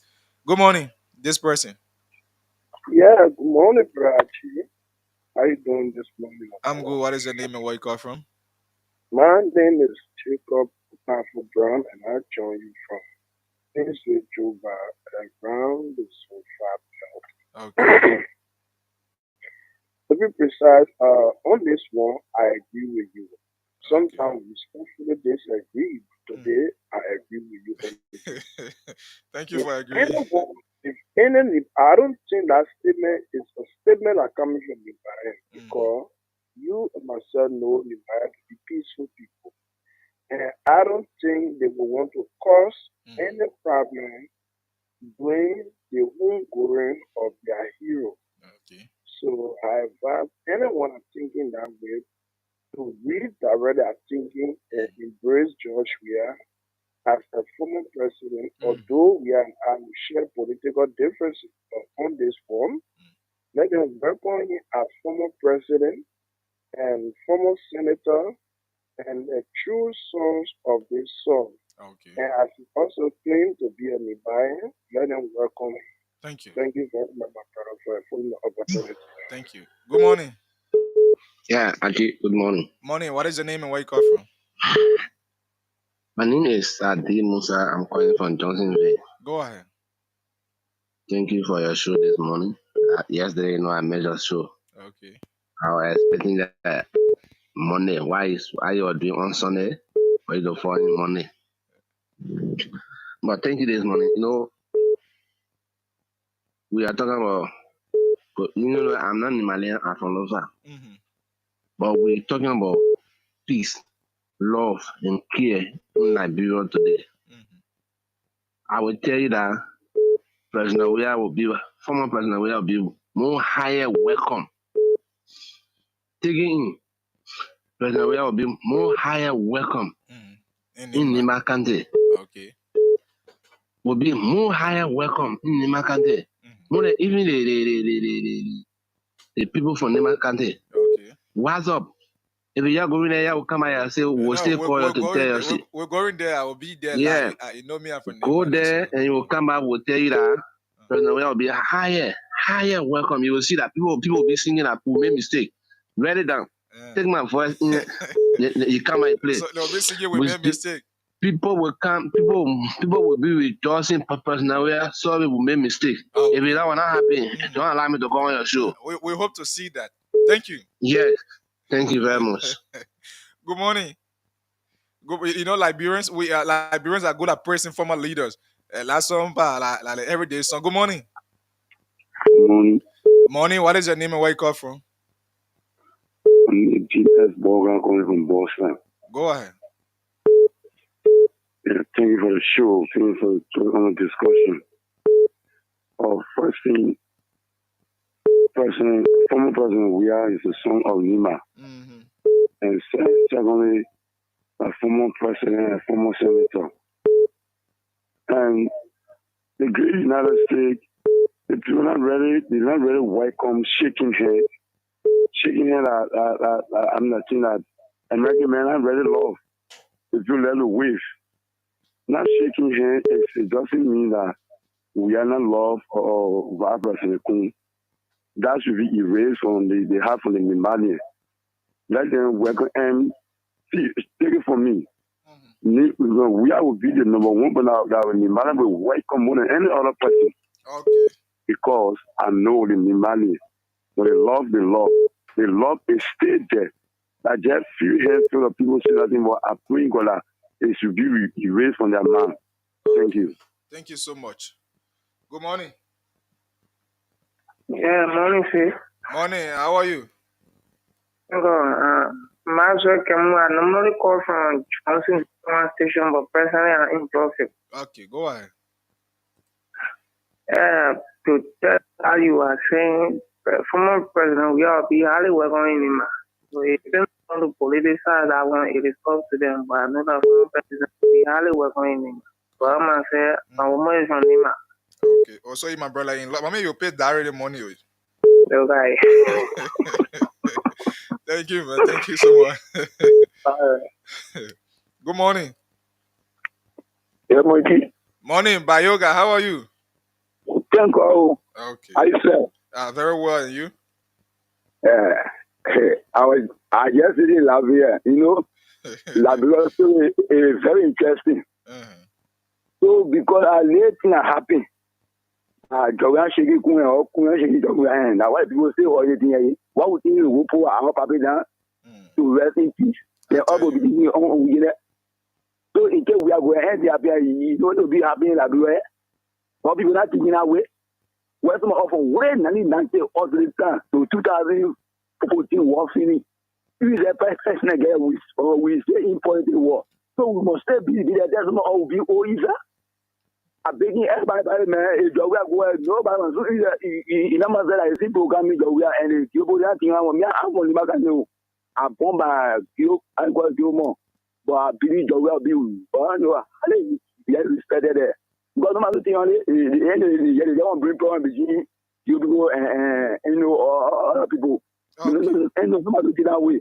But when they're there to go very bad, if that I will be, around here, you know, we pretty general to all in living there and what with Joshing. Then we can't be the there. So I think, yeah. Thank you, Bayoga. Thank you. 07779079070 07779079070 887-111-107 plus 231 888-577-7750. The WhatsApp number. Let's get this caller. Good morning. Good morning. Good morning. Morning. What is your name? John Wish calling from Soklini. Go ahead, John Wish. Yeah. I mean, the election is over. It's time for reconciliation. Uh, the very chat room that you are using, that Sir Joseph said the former president will not be welcome in Lima. Ali, I think you saw the response of the former president when this very Sir Joseph said to him that he was wrong. So it is not the public that is saying it; it is he that is in framing situation, saying he was not supportive of the former vice president. So it is he that have the malice against him. But the Nimbadian will welcome him. Okay. Thank you. Thank you. 888-577-7750, the WhatsApp line. 777-907-907. If you just tuning in, this is Blaze Radio 90.7, and the program is Wake Up Call on this station. Good morning. Morning. Morning. What is your name and where you come from? And these were calling from Provi. Broville. Go ahead. I want to tell you that when I should forget about all this saying, we now for peace in love in Liberia. We are not here for who shake, who not shake, who love, who not love. Let it put away politics and care Liberia power. Thank you. Thank you. Good morning. Good morning. Oh God, I see this. We lost this caller. So you listen to some of the callers, right? And their points. Good morning. Good morning, sir. How are you? I'm good. What is your name and where do you call from? My name is Sunshine calling from Transit Community. I feel how it the one might give me. Go ahead. Yeah, my ever actually A plus, no door bagging, and then door na I can too far you and you know how are you copy, sir? Okay. Copy. Thank you, sir. 777-907-907. So the thing is, you forget to know that politicians are they always thinking outside of the box. So having let's check this female line. Good morning. Morning, Rosetta. Welcome. My name is Dr. from Paris, a black daughter of my country, engaged with the student of fellow. But we are being highly welcome. Anybody are not troublemaker people or do all the years we have been criticized to be troublemaker, but we are not. We believe in each other in our country and doing the right thing. Look at the right people. And she is not a problem that we solve the American or in our country alive. So and that's what honorable handshake, like I said, the first time we discussed the issue. Because even on the TV Peter and Sikokofa, when they start eating to play as Captain Berry, we always say in the yard, put your hand in chest. We also people run your age, like you said this morning. But when it comes to job, we are saying the public figure, people will want to make issues. So Kona public figure. For all people to in our country, negative thing. Our country will always be on the top of the right. Thank you for the time this morning. You're welcome. 777-907-907. So we'll have a few minutes to climax this section of the show. Let's get this person. Good morning. Yes, good morning. Morning. What is your name and where you call from? Mauna Benki is my name. I do joy from Malay Pro Community Johnson Street. Go ahead. Okay. I would like to say thank God. At least those that were hurt, they break out. And once they break out, it means that everything is gone. Okay. Yeah. We are welcoming him back. Good. Thank you. Thank you. We are welcoming him back. I know, right? I don't think, like I said, I don't think Nimbias will want to instigate violence on it. Good morning, Pascal. Thank you. So, first, let's say Joshua is now going to Nimba because George, we are saying going to Nimba. So you two are who talking the tune now? No. I'm saying he's not going there because okay. Of election. No. He's going there because Senator Johnson served our country. Senator Johnson supported him, and he think he's supposed to pay homage. Georgia have had a school record and a school reputation. I don't know whether you have shown the video when a group of senators went at the funeral home to pay respect to Senator Johnson. Did you see the video? Yeah, I saw that video. There were other senators who hugged Senator Johnson, the late. There was a woman who held him for almost 2 minutes, who did not touch the late senator. He did not even see him for more than 3 seconds. The Nimayans are angry. I think they should be angry with the vice president, who the late senator had a revelation on after his death. I don't know whether you have played that recording when he said he was abandoned, and he said the worst about Senator Johnson, Kuhn. So if they're supposed to get angry, let them get angry with Senator Kuhn or the vice president who abandoned this hero of Nima. Okay. Remember, it was Senator Johnson who made Jeremiah Kuhn. Prior to this man's death, he said to all of us in Nigeria that he was abandoned by the vice president. See, how is shaking hands a problem in our country? You just said to us here, he did not shake the hands of at the Capitol. Why he said that they did not go virus? And so, as I conclude, Joshua will be in Nimba, and he will be the hello. Yeah, I'm getting you. He will be in Nimba.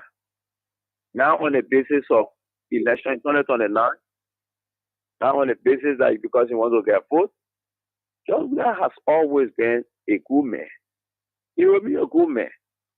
If some people are angry because he didn't shake on hand, well, they will get angry again because he will not shake on. He will go in Nimba to identify with our people, to give Senator Johnson a befitting burial. As I conclude, may the soul of our senator and those who have lost their life rest in perpetual peace. Thank you. That's what I can say. Thank you for the opportunity. Good morning. Yeah, good morning, Mr. Yune. Morning, sir. What is your name and wake up from? My name is Gona Solo. I call from Solo. So clean. Go ahead.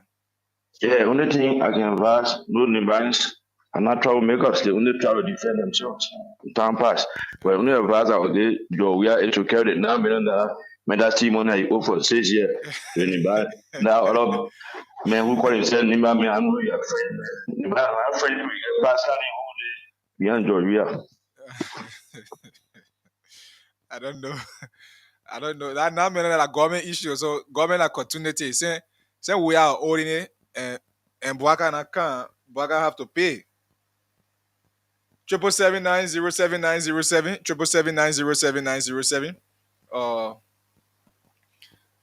887-111-107. I the numbers to put you through on wake up call this morning. Will be in Nimba. Says he will be in Nimba.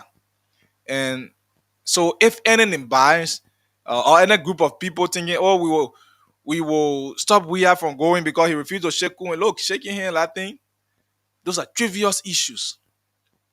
Like I said earlier, when Kun refused to shake Kofa hand, who brought that out?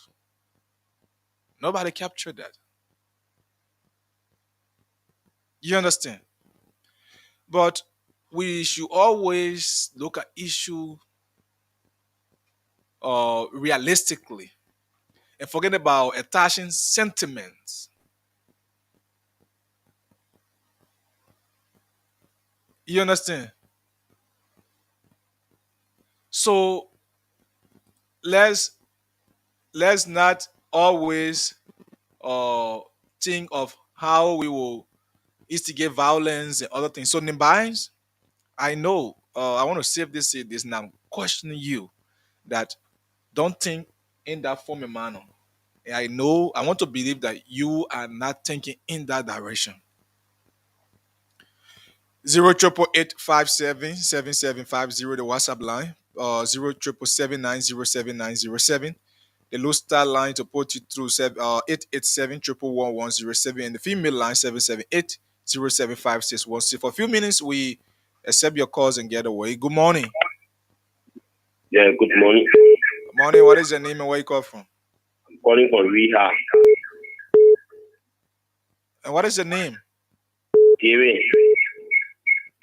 Oh, I don't think we'll continue with that. Good morning. Good morning. Good morning. Please, I don't know whether you want to breastfeed the baby. Call us. We have few minutes to transition to our next point of focus this morning. Uh, there are issues happening, right? There are serious issues happening. The minority bloc of legislature that were under the leadership of Kofa yesterday sat under Rachel Kun as a speaker as he presides over section at the Morovia City Hall. We will be looking at that couple of other issues on the second segment. The issue of the capital billing saga, we also going to look at that on the second segment. And so I know you would not love to miss that. I know you would not love to miss that. So we will climax this session right here and take this break. Upon return, we will come back with the next and final segment of the show. Let's take this break right here. Well, their behavior, the way they talk, what they publish, portray me in every paper I'm a target. They know the reason. They know their reason, but they will never succeed. They will never succeed, no matter what the reasons are. The only political reason I may think of could be I'm from a vote-rich country. The people love me dearly. When I turn to Madam Salih, she won. She beat our political adversary, our opponent. When I turn to Mr. Weir, he won. He beat others. When I turn to Mr. Boka, he won. So this great man who is so wonderfully made and was sent to Nimba as a gift. The people of Nimba, people love him, and Nimba defends him all the time. They speak in favor of him. This man must be gotten rid of. Especially those who prepare for 2029 will not only see me around, but I will be around. And those who wish me dead, I will tell you, don't wish anyone dead to die, because I will want you to live so that you can see how God prepared a table before me in your presence. So you gave this support to these people. Ellen Johnson Sirleaf, you gave your support to her. She saw it. People will say, okay, practically, she was part of the law, so it's possible, which of course you alluded to, that she did not encourage it. Okay, let's come Weir. Weir is nobody who's visibly may have been known to have participated. He said no to World Economic Crimes Code. Do you expect also that Boakai, who benefited from your level of support that you always had, your vote-rich county, like you said, people witch hunting you already, do you expect that Boakai will protect you in the wake of all of this, especially in these I don't need any protection for any man if I'm a criminal. If the amnesty law was not available, we all go to the court. But there's an amnesty law that Mr. Weir did not take part in, that Madam Salih was not part of, Omen Boakai was not part of. This is something that was passed by the legislature. It's not a legislature today, because government continuity. Though it was passed in 97, but it was passed through legal means. It was printed to him bills. So why would Madam Salih... You mean 1997? Yeah, I guess 97. During Taylor time? The 55% that were duly elected, democratically elected. Yeah, but all those people who pass on that, the country now returned to a failed state, and then the entire world declared Liberia as an unconstitutional state, and everything else went back to almost where. So until we started in 2005, when people decided to recognize whatever happened. So that's what I'm asking this question. Now, why you hear me question until? Oh yes, the senator is dead and gone. His voices still remain in the public, and these voices will be played to always remind you of his activities, what the kind of a person he was. Like I said earlier, he played a pivotal role in the Liberian politics. He was a king's maker, and so now that he's gone, he should be remembered for his role play. Let me welcome the chief this morning. Good morning, sir. Welcome. Good morning, Archie, and thank you. Yesterday I missed it, Okay. but today I didn't miss it. At least I'm here. I'll say thanks to our listeners. Yeah, and thanks for playing the Prince Johnson clip. It is necessary to play them to remind people of him. Uh, those words he spoke, so many are very factual. Spoke truth to power. No matter how he said it, doesn't sugarcoat his words, but it's what it is.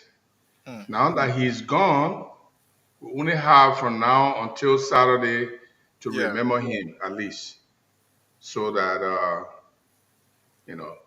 But I like the fact that we are remembering him this way.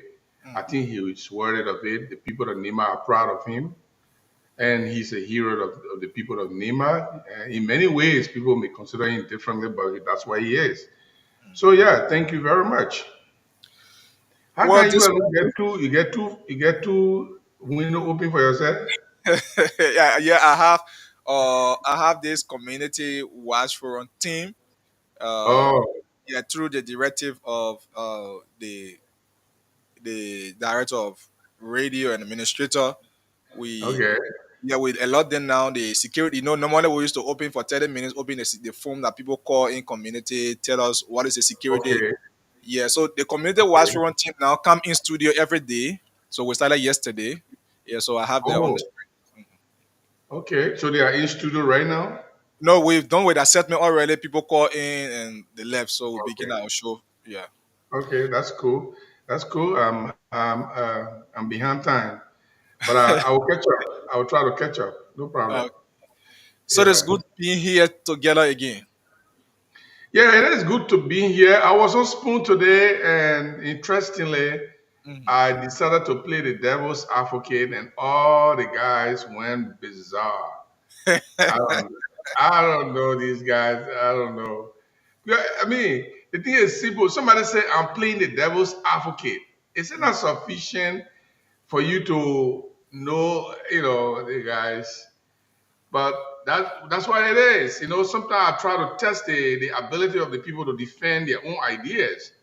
If you are criticizing the government, I argue the point of the government and see how well you can really argue your points to see what coming out of you. Sometimes the guys just speak on sentiments and they can't really articulate some of the issues.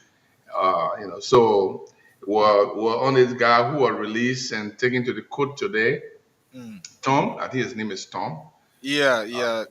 So Thomas. yeah. Yeah. So that's one of the major issue we'll be looking at this morning because we're going to look at a variety of issues. We will look at that. And yesterday too, the minority bloc from Kofasa have a section with the majority at the Morovia City Hall. So we're going to be looking at Yeah. that. So we'll be looking at that this morning. But I don't know. So we will just begin with that and for a few minutes let it be and talk about this because this issue of the Yeah. capital building is very serious. Where that guy was arrested and later on Yeah. he went unconscious yesterday at the because now it is yesterday from Ansa. yesterday Yes. at the court primacy.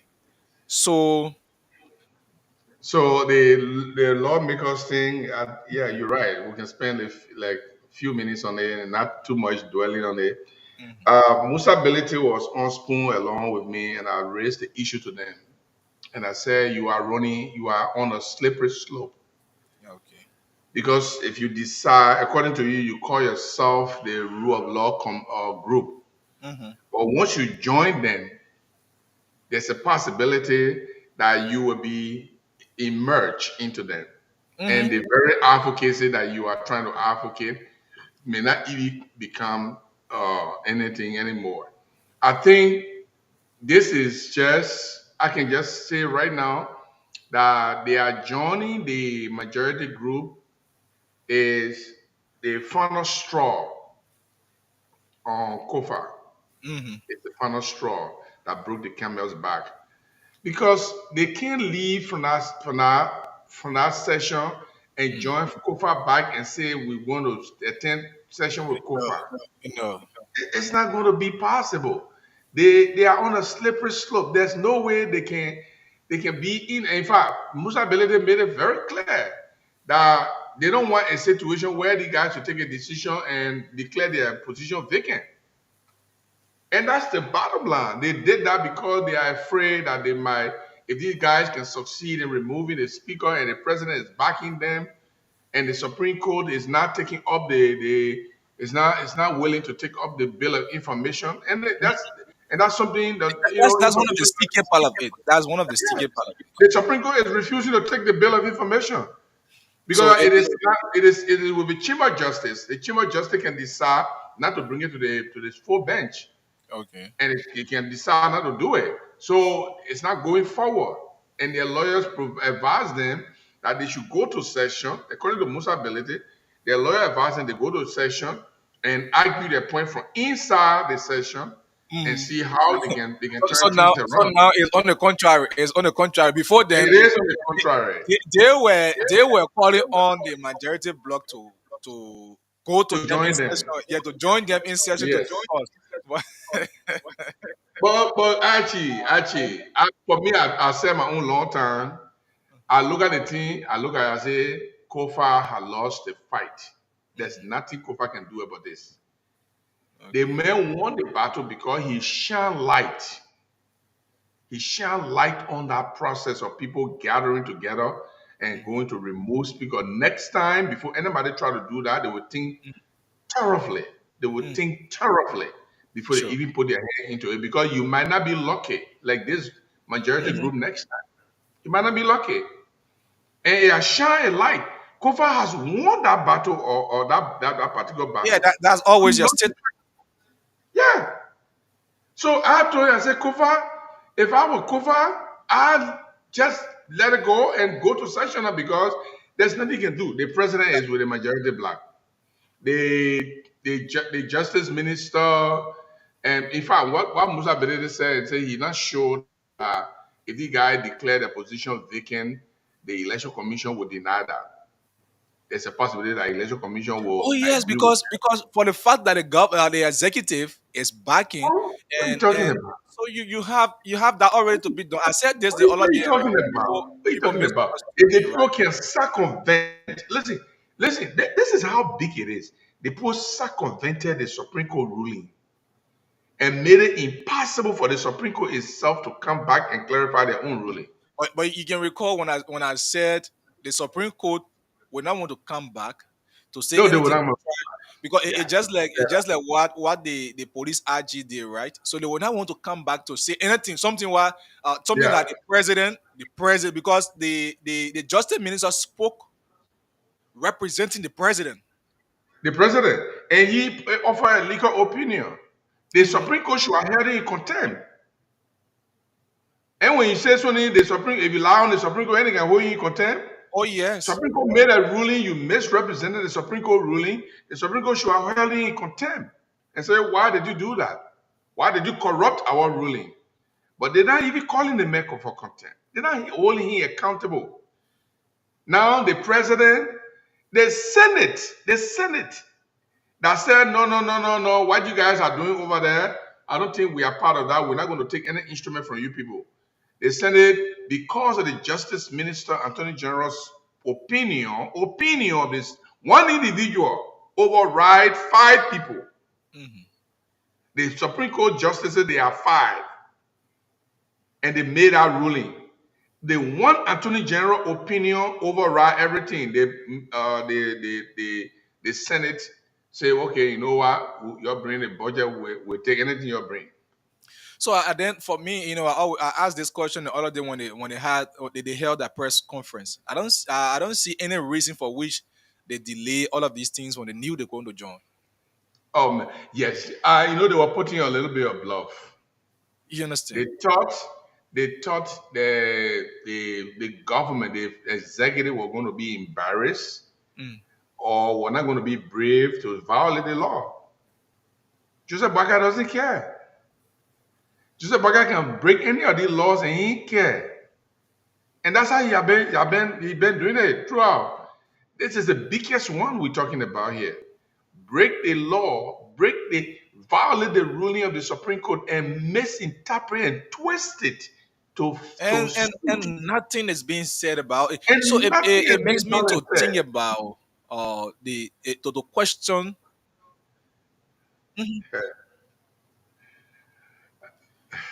It made me to question the judiciary, right? Because if, like we always say, this is happening to people who you elected, people who get money, people who can pay lawyers, people who can defend themselves, it's happening to them. They So being why you must say the cure there, what will do? What will do? You did, my man. so That brother, I so just we will not dignify our this because the people don't actually the real problem we have in our country is that government officials overlook our people. And the reason they overlook our people is 2 reasons. One, our people don't know better. Most of them don't know the issue. They are not educated, so they don't know the issue. They don't know why it means. When they even say Supreme Court, some people don't even want to talk about it. That the people think you're leaving. Our people, they don't know the politics of it. They don't know the legal process. They don't know nothing, none of those things. That number one. Number two, the illiterate elite know how to control our people. The government know how to control our people. They can do anything. They know what to say to our people, and the people believe. Listen, our people believe, the Liberian people, the ordinary people in the street, they believe the government more than you and myself. oh yes. We're talking right now, some poor vex. Some poor vex, even though we are telling them the raw truth. We are telling them as is for them to be educated and know what decision to make an informed decision. They are mad right now. Some of them, if you take time, they call you, now hold them, they will cost 2 of us. Just because they believe in the government more than you and me. And that's how I have been. They don't believe in the media. That's why America then they thrive. Because when the media holds something, the government trembles. Because the people believe in the media. The people rely on the media to champion their cause. When the media holds something, when they talk something one time, the government trimming, finding a way to clarify. All of these things that happen, you can see the government talking about it. They will never have the press coming to clarify. They don't care whether the people like it, they didn't like it, at their business. And when you poor, you don't get no choice. You poor, you poor. You don't get Oh what you yeah, say they to say people. no poor man, What you say? no Poor justice men for get blood. no So those poor. of us who are poor, we ain't get no blood. And we want to get rich too, so we get blood in the future. But that's it. That particular minority block is done. I don't care why anybody say it's done. There's no more minority block. It now turned into a rule of law block. The rule of law block is now joining the majority block, the one they used to call illegal block. They are joining the including everybody go in there. Everybody. Only one person did not attend, and that's Kofa. Kofa didn't So attend. So yeah. 28 of them went in there. They attended. So where is the minority anymore? So why is Kofa be fighting for now? The Supreme Court does not want to take up the bill of information. The man wrote the Supreme Court and said, look, the people, you said something and the people misinterpreting it. We want you to clarify, tell them that they are misinterpreting, that they are wrong. Besides that, the justice minister lied about you. We want you to correct the justice minister that he lied. And we want you to tell the people to stop having a section because it's illegal. The Supreme Court don't want to take up that case. They don't want to take it up. Because taking up that Supreme case is going direct confrontation with the president. Do they want to do that? And I'm told that two people there, they are pro-Boaga people, pro-Unity Party. So it is unfortunate. Our people, we will continue to see these things happen. We continue to speak out. It looks like some people don't care. The government doesn't care about what we think, what we say, and some people are there to back up the government. If all of us will be holding our government feet to the fire, the government will be concerned and they'll do the right thing. But if the government hears some people praising the government and other people criticizing the government will say, but we got some supporters. Don't forget about the other people that noise makeup. Let pay attention to what our supporters say. It happens all the time. So this is really, really unfortunate. Now, to come to the second thing you talked about was this, they got our Tom. That Yeah, was, Tom. So Tom, that was one of his recordings. I was I can listening say it with to. you, right? Yeah, yeah. One of his explanation from. Yes, Uh, do you have it? yes, I have it. Let me send it to you. When he came from the court, when he came from the court, Oh, he let me send it to you. I'll send it to you right now so you can play that. okay. And Yeah. because Akaras Gray uh posted a voice recording with his picture Yeah, as I edited the voice recording. It will be a little bit sharper. okay. So the one they have is dull, and I edited the one, and Okay. yeah. So, So but they let me also have some videos that I don't have. Those videos, I don't have those videos. okay. So there are some videos where he was walking from the court and where Mhm. the police went to rearrest him. So let deal into that. First of all, let's play that audio. The audio is a little bit long, Yeah, I want to so get that. I'm yeah, downloading it. we're not going to play all of it. So we just played a little bit and just explain how they say they beat him and all and stuff like that. So I don't know. I I don't don't know if know you if I why can play it, why like uh I'm trying to get this. Let me let me get this to the computer. I want to get this to the computer. Okay, good. Good is done. And this is done. Uh I mean, open few minutes. yeah. It's loading. So Akara's Gray wrote, I don't know whether you saw what he wrote. Uh, he sent me the video. I mean, not the video. He sent me the audio. But let me see. Akaros Gray, Moses Akaros Gray. Um, but you got whatever you got. You can go to it Yeah, so and read it. let me play When this. he wrote here about turn in bridge, right? Yeah. Yeah. Let me. You have it. Let me see if I can send it to you so you can put it on the screen if you want. Yeah, So I think I you have it. I have it. I just wanted to know. I'll put it on the okay? screen. Okay, so if you can put on the screen, we can read it together. Where is this? Or I can read it from my end since I have it here. I saved this audio from Stanton. Is that the name? Yeah, audio from Stanton. Yeah, Oh, okay. So let me play this. yeah.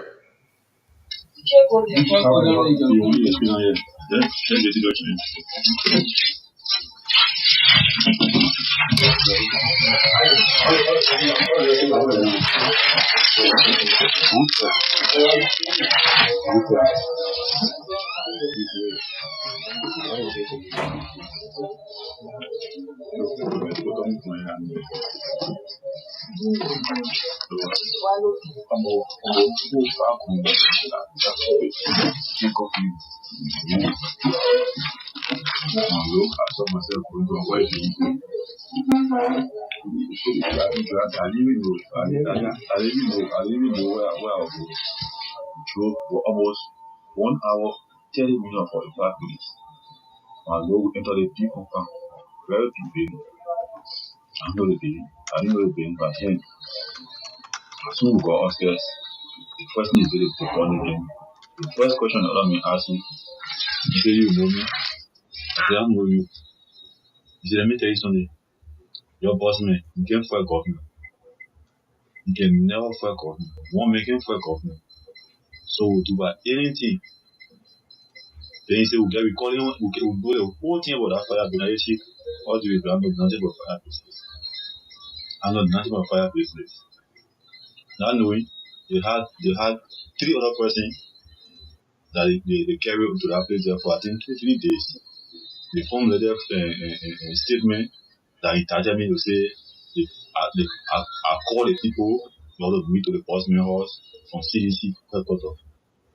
So before we call your play, they say they play on me on the play recording. I said, "What are you calling your play here?" So they far from that fire incident. We calling your play here so as the listening recording, he called the recording. I said it was just a protest. I brought my friends from across some workers, some maintenance people, the security, they all across. I thought the security then he start slapping me. He start hitting me. When you thought it. Now on the front, start hitting me. They beat me for almost 5 minutes.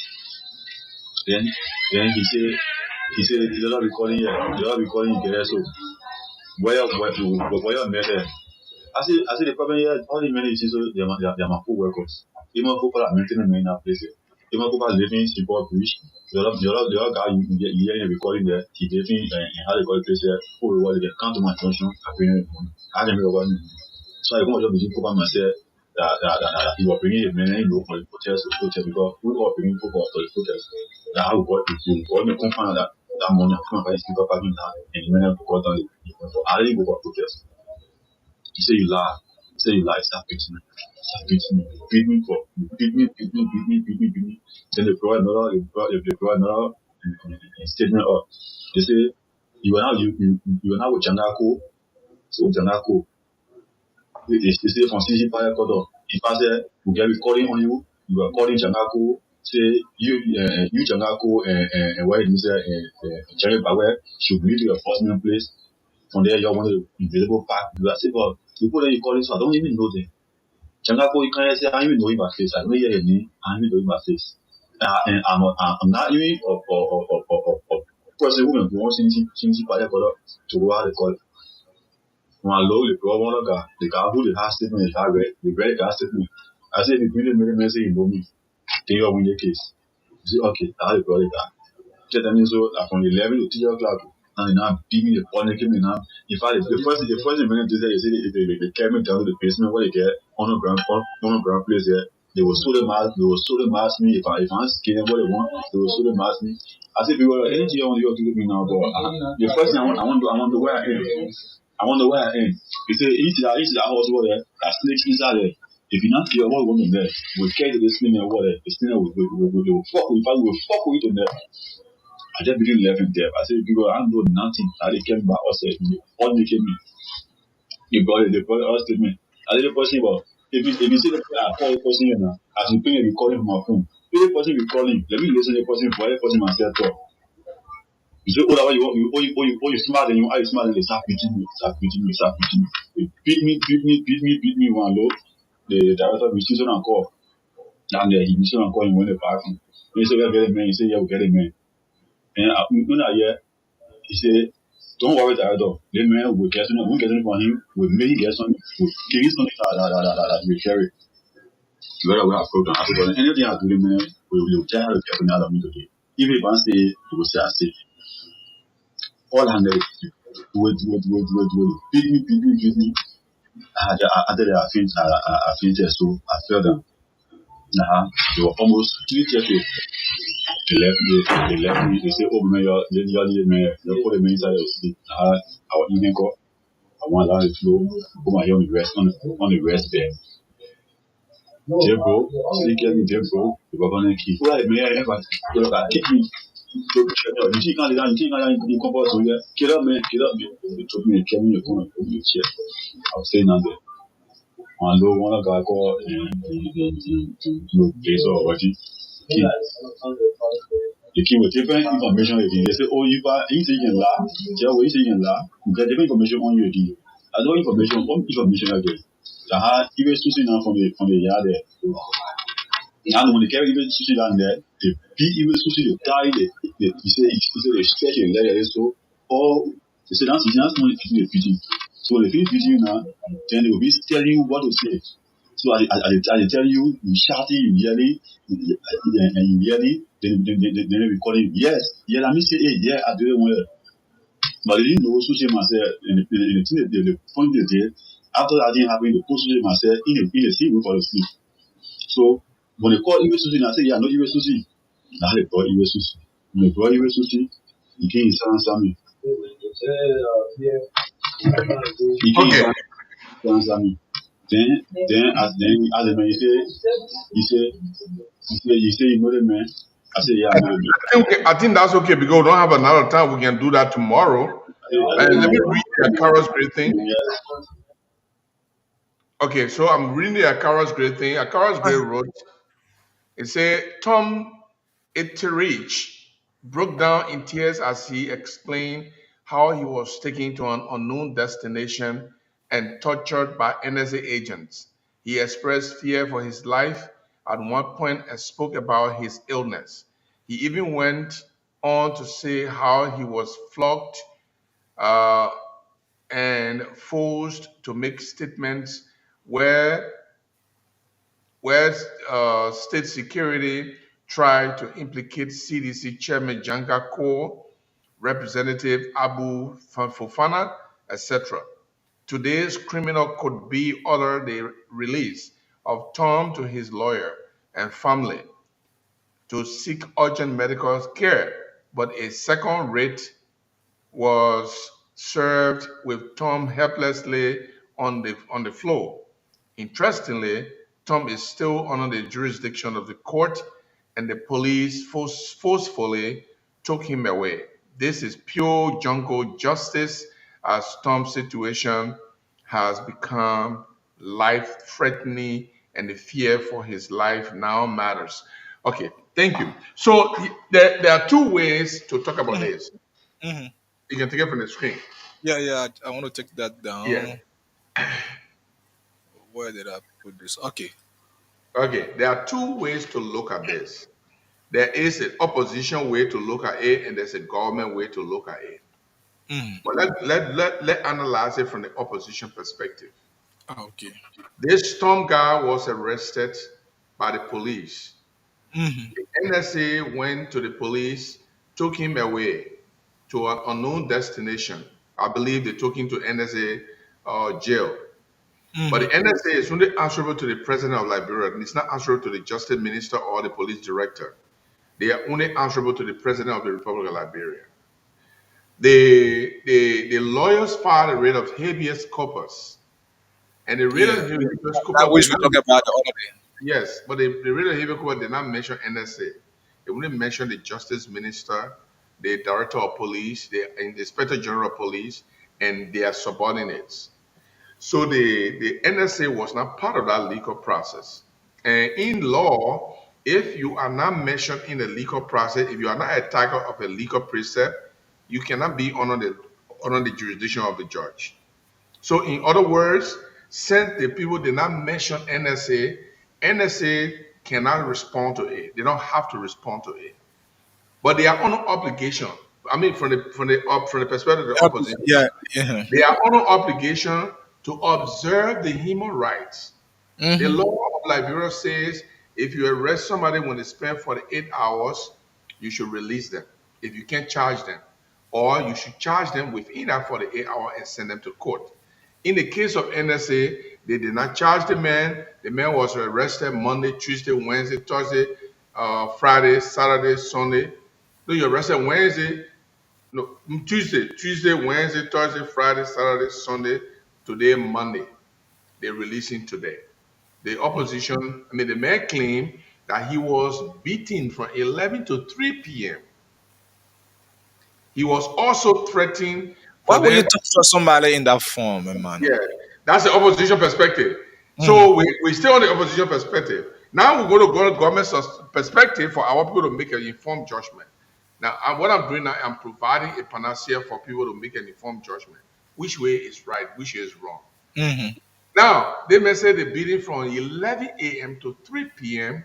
They even threaten that they will send him downstairs into the jail where another man will go out with him, Mm-hmm.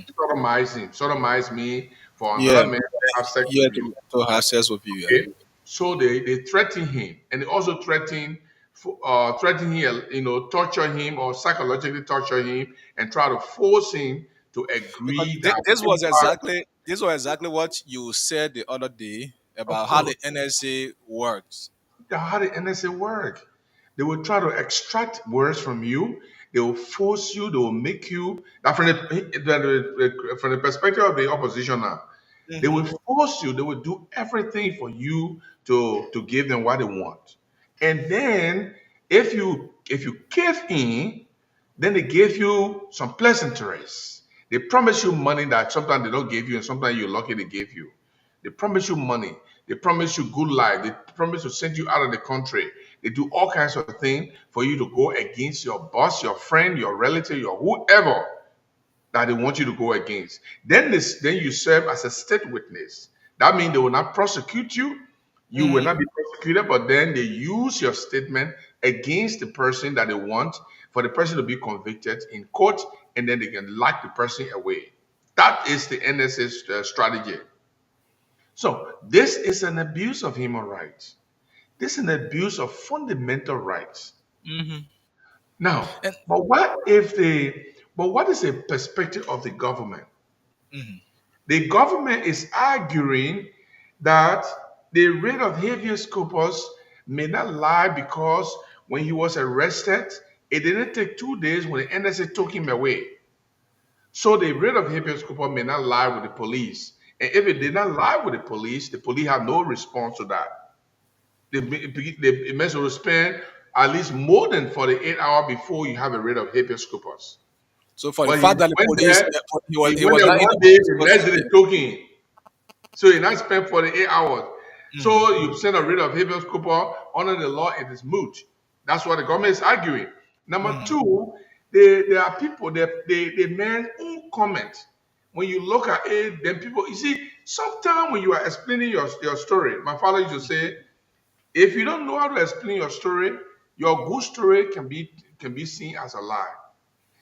My man, the man said they're beating from 11 a.m. to 3 p.m. That's 4 hours of flocking. Can he show on his body any physical bruises from beating? Now, when you argue like that, then the people say, "Oh, you're trying to defend the government." But sometimes when you explain it, you gotta be. It's possible the beating, Mm-hmm. but when you tell people that they beat you from 11 a.m. to 3 p.m. consistent beating, you will not even be able to stand up. You have bruises on your face, you have bruises on your hair, you have bruises on your body, and you will be injured. Sometimes you will be cut on your lips and stuff like that. This man was taken to the court. Yes, he was happy. It's true, he was happy, but there's no bruises. So I'm thinking one of the best way for us to know, because That he was the NSA will not come out and say, no, we're not beat a man. wouldn't be. They will not Mhm. issue no statement. They will not get no press conference. They don't usually do it. So his words are the only thing we are having. We can either come from his words and believe everything he said, or we say, well, thank you for saying it, but we want certain evidence to show.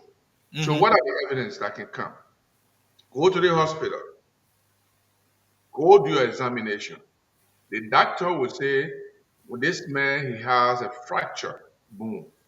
This man had bruise on his cheek. This man had internal bleeding. This man had bruises in his muscle. Because when the doctor check you and see all of these things, it shows that they actually beat you. Oh yes. But otherwise, my man, look, let be honest, You man. know, Look, so CEO, for me, in this matter, you've been following it closely. For me, in yeah. this matter, I'm yet to understand what connected Tom to the issue of the fire at the Capitol building, because you are Because he aware was that there in the Tom, morning. you He were was you were there. aware that Tom was arrested uh, Yes. as an alleged armed robber. But he was And no longer armed robber. armed robber, yes. Let me So tell you why? one thing. Let me tell you one thing. You know what the NSA can do? And they did it with one guy from Grand Chile called Andrew Double. Andrew Double was in Abidjan. The NSA wanted him. So they contacted their foreign security. They said, we want you to send him to Liberia, extradite him to Liberia. The foreign security arrested Andrew Double, put him in jail in Abidjan.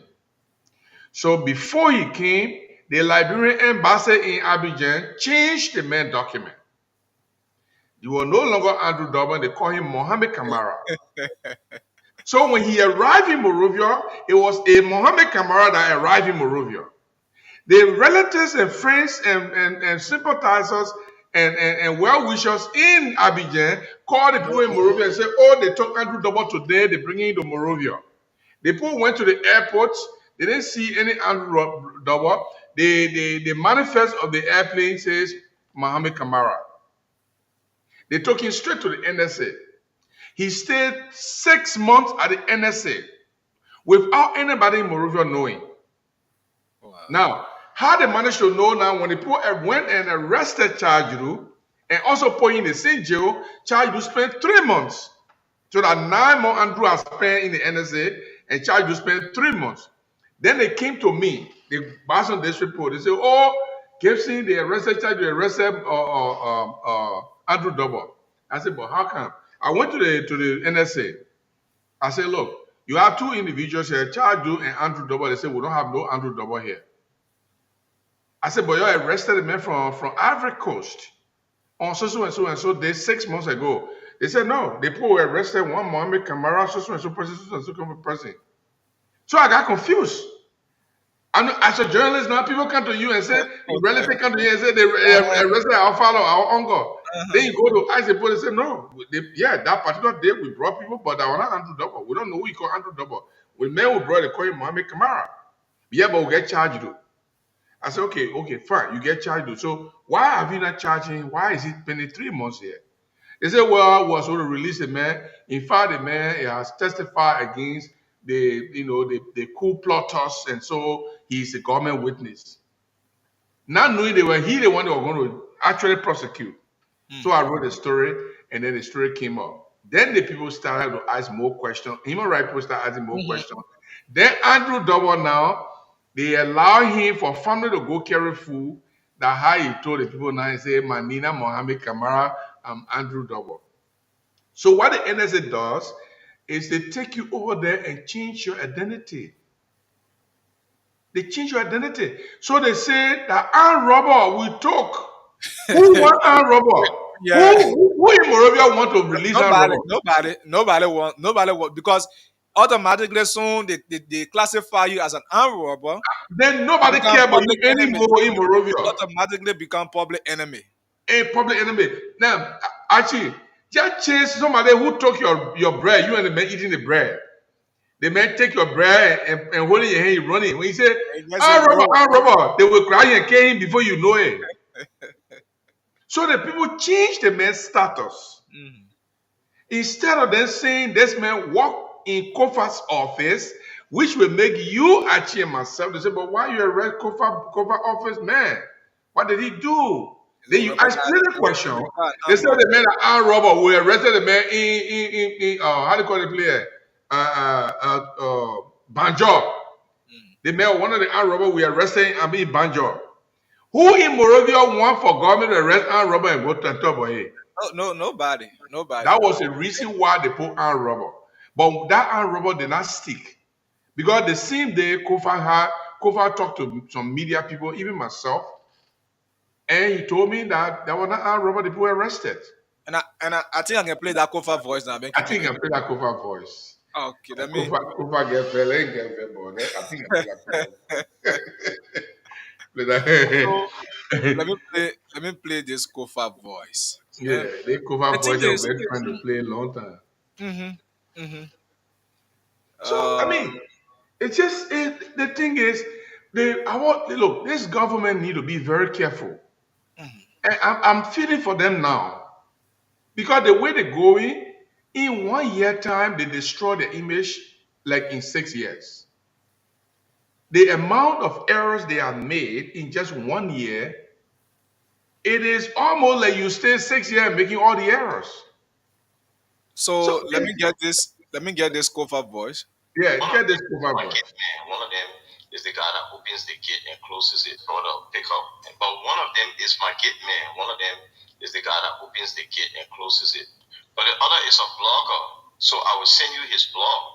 Okay.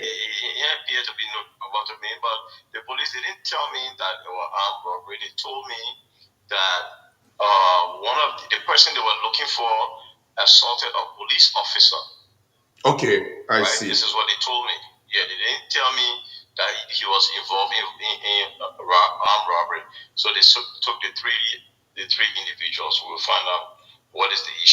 Okay, thank you very much, sir. Thank you. So that was the voice of Kofa. That was when I talked to Kofa, that was his voice.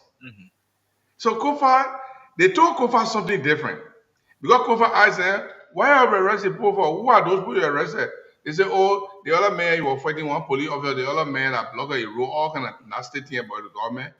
And your gay man went question him. Then they came outside and told the Liberian people, we arrested 3 armed robbers from Banjul. So Liberian people, once they hear armed robber, they don't want to know anymore. They didn't want to ask no question. Whether That you person are must or not. die. You must die. Now that's why actually we need to discourage the mob justice that is going on in our country. A lot of Because people are being killed for no I've reason. seen I've seen a picture of Tom being speculating on the social media about his involvement in the protest. That very morning, when the protest was held, and was the next day, the Capitol building was set ablaze. Yes. So so he's being captured in the hands of the police. They were taking him away. So I don't know whether it is a symptom because this picture. And that's a great point you raise. Because according to Tom himself, I want to after see the this. protest, after the protest, he went to the Capitol. Usually he go to Kofa's office, sweep the place, set the place up before Kofa goes to work in the morning. So he go there 6 in the morning. If they went there, the police had come down the whole place. The police was in charge. So the question people are asking, did the police see this man burning place? Or is it because he was there 6 a.m. in the morning? Because the police were in charge. Did you see the man putting fire down? How do you know that they may burn the place? So the investigation that they are doing, they don't need to force the man to lie on anybody. All they need to do, that's why when a big building like that, they need to have CCTV. We need to have CCTV. How can the Capitol building, as big as it is, no CCTV in our whole place? And we are guessing. Nobody to give direct information as to who did what. Now, the audio I was telling you about that people were talking and saying, "Oh, they didn't want to burn the place," and Yeka know about it, and the whole group know about it. That the audio that landed in the police and the NSA that they were asking, say, "We get your voice." Now, it's difficult to determine people's voice if you don't know them before. I can't if I don't know Archie, I can't just determine Archie voice on anything. Even IG myself can meet some people when they're talking on radio, they talk differently. Some people when they're talking on phone, they talk differently. Sometimes some of our voices can change, other people's voices can change. But the problem I'm having with this thing is the government needs to be very, very careful, Archie. The government has to understand that the life of people need to be protected under the law. But if the government is not in the habit of protecting people under the law, if the government itself is violating the law, if the government can violate the Supreme Court ruling, if the government can violate Then yeah, they can violate anything. They can violate everything. anything. My man, look at it, the training position. The government violated the training position law Until date, till until date, today. it still remain that. That's why Patrick Hunter they always been acting. Yeah. Some So the guy, ministers they say when they come to power, everybody will declare the asset. Right now, I have to speak. Some ministers have not declared the asset yet. but would they So do it? all of these violation of laws, it has a lot of negative impact on the government itself. They need to be very careful, and they still have time to redeem themselves. They still have time. The pragmatic action that President Biden is going to take is going to redeem his name, his government's name, and assure Liberian that indeed a responsible government is being. That's what I said the other day when I was making an analysis of the Weah and Bwaga's administration as to 2029, for example, if Weah is coming back, if the Unity Party is coming back, on what basis should they be elected? And I said this: if the Bwaga administration will have to win in 2029, for example, to make Kun president, if the president does not contest, that means currently they hold it's like holding egg or the bird in your hand. Right, right, So when you right. the life of the bird lies within your hand. You choose to let it go or kill it. So the way the Unity Party will govern in the next 5 years will let the Liberian people know that indeed they want to be retained in 2029. And the way the CDC too will conduct themselves will tell the Liberian people, yes, all the people will make mistakes by taking them from there. So we think we Yeah, can bring them back. yeah. No, but what they're doing, they are destroying. They are actually destroying Kuhn's uh, candidacy.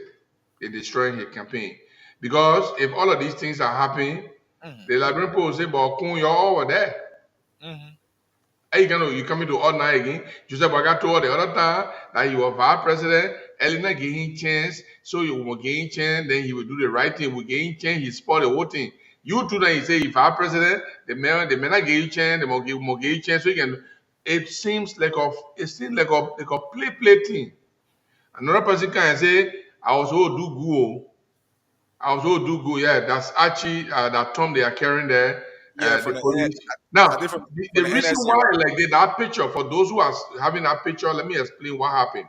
Mhm, They carried the man to the magistrate court. mhm. I mean, criminal code C. They carried the criminal code C.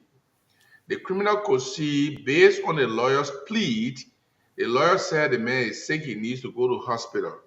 So we want you to give him a temporary release.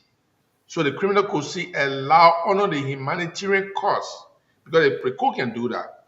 Honor humanitarian cause, the criminal code C decided to release him for him to go and see medical checkup.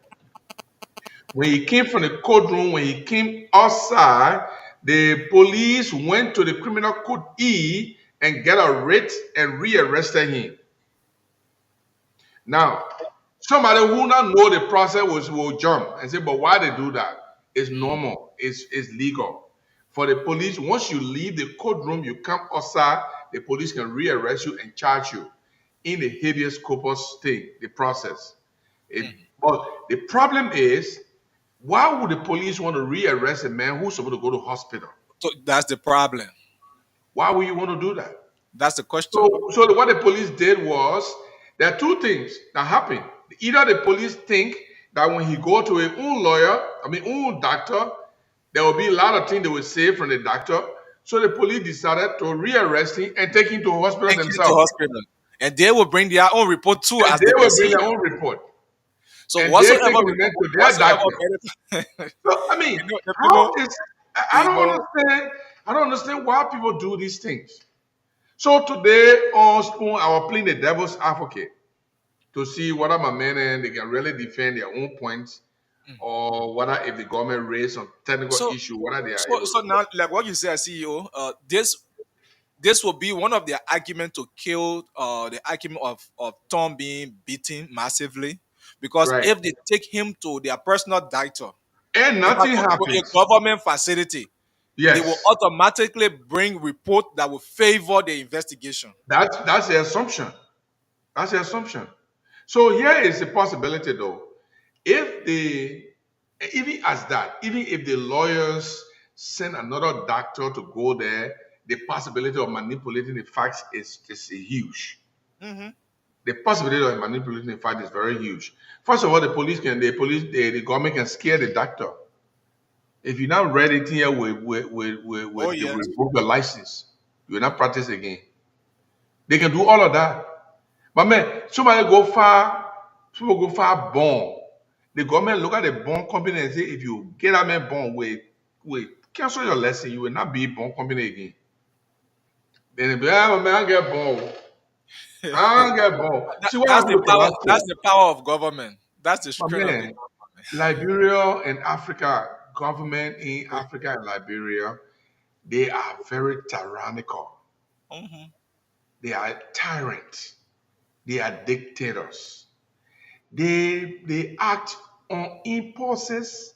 They take decisions just because they want to take that decision. They don't consider the ramification, the negativity. Because Boaka as a president coming in 1 year, we expect him to be meticulous, careful. Because if you accuse President Weah of breaking the law, and you told the Liberian people they may not respect the law.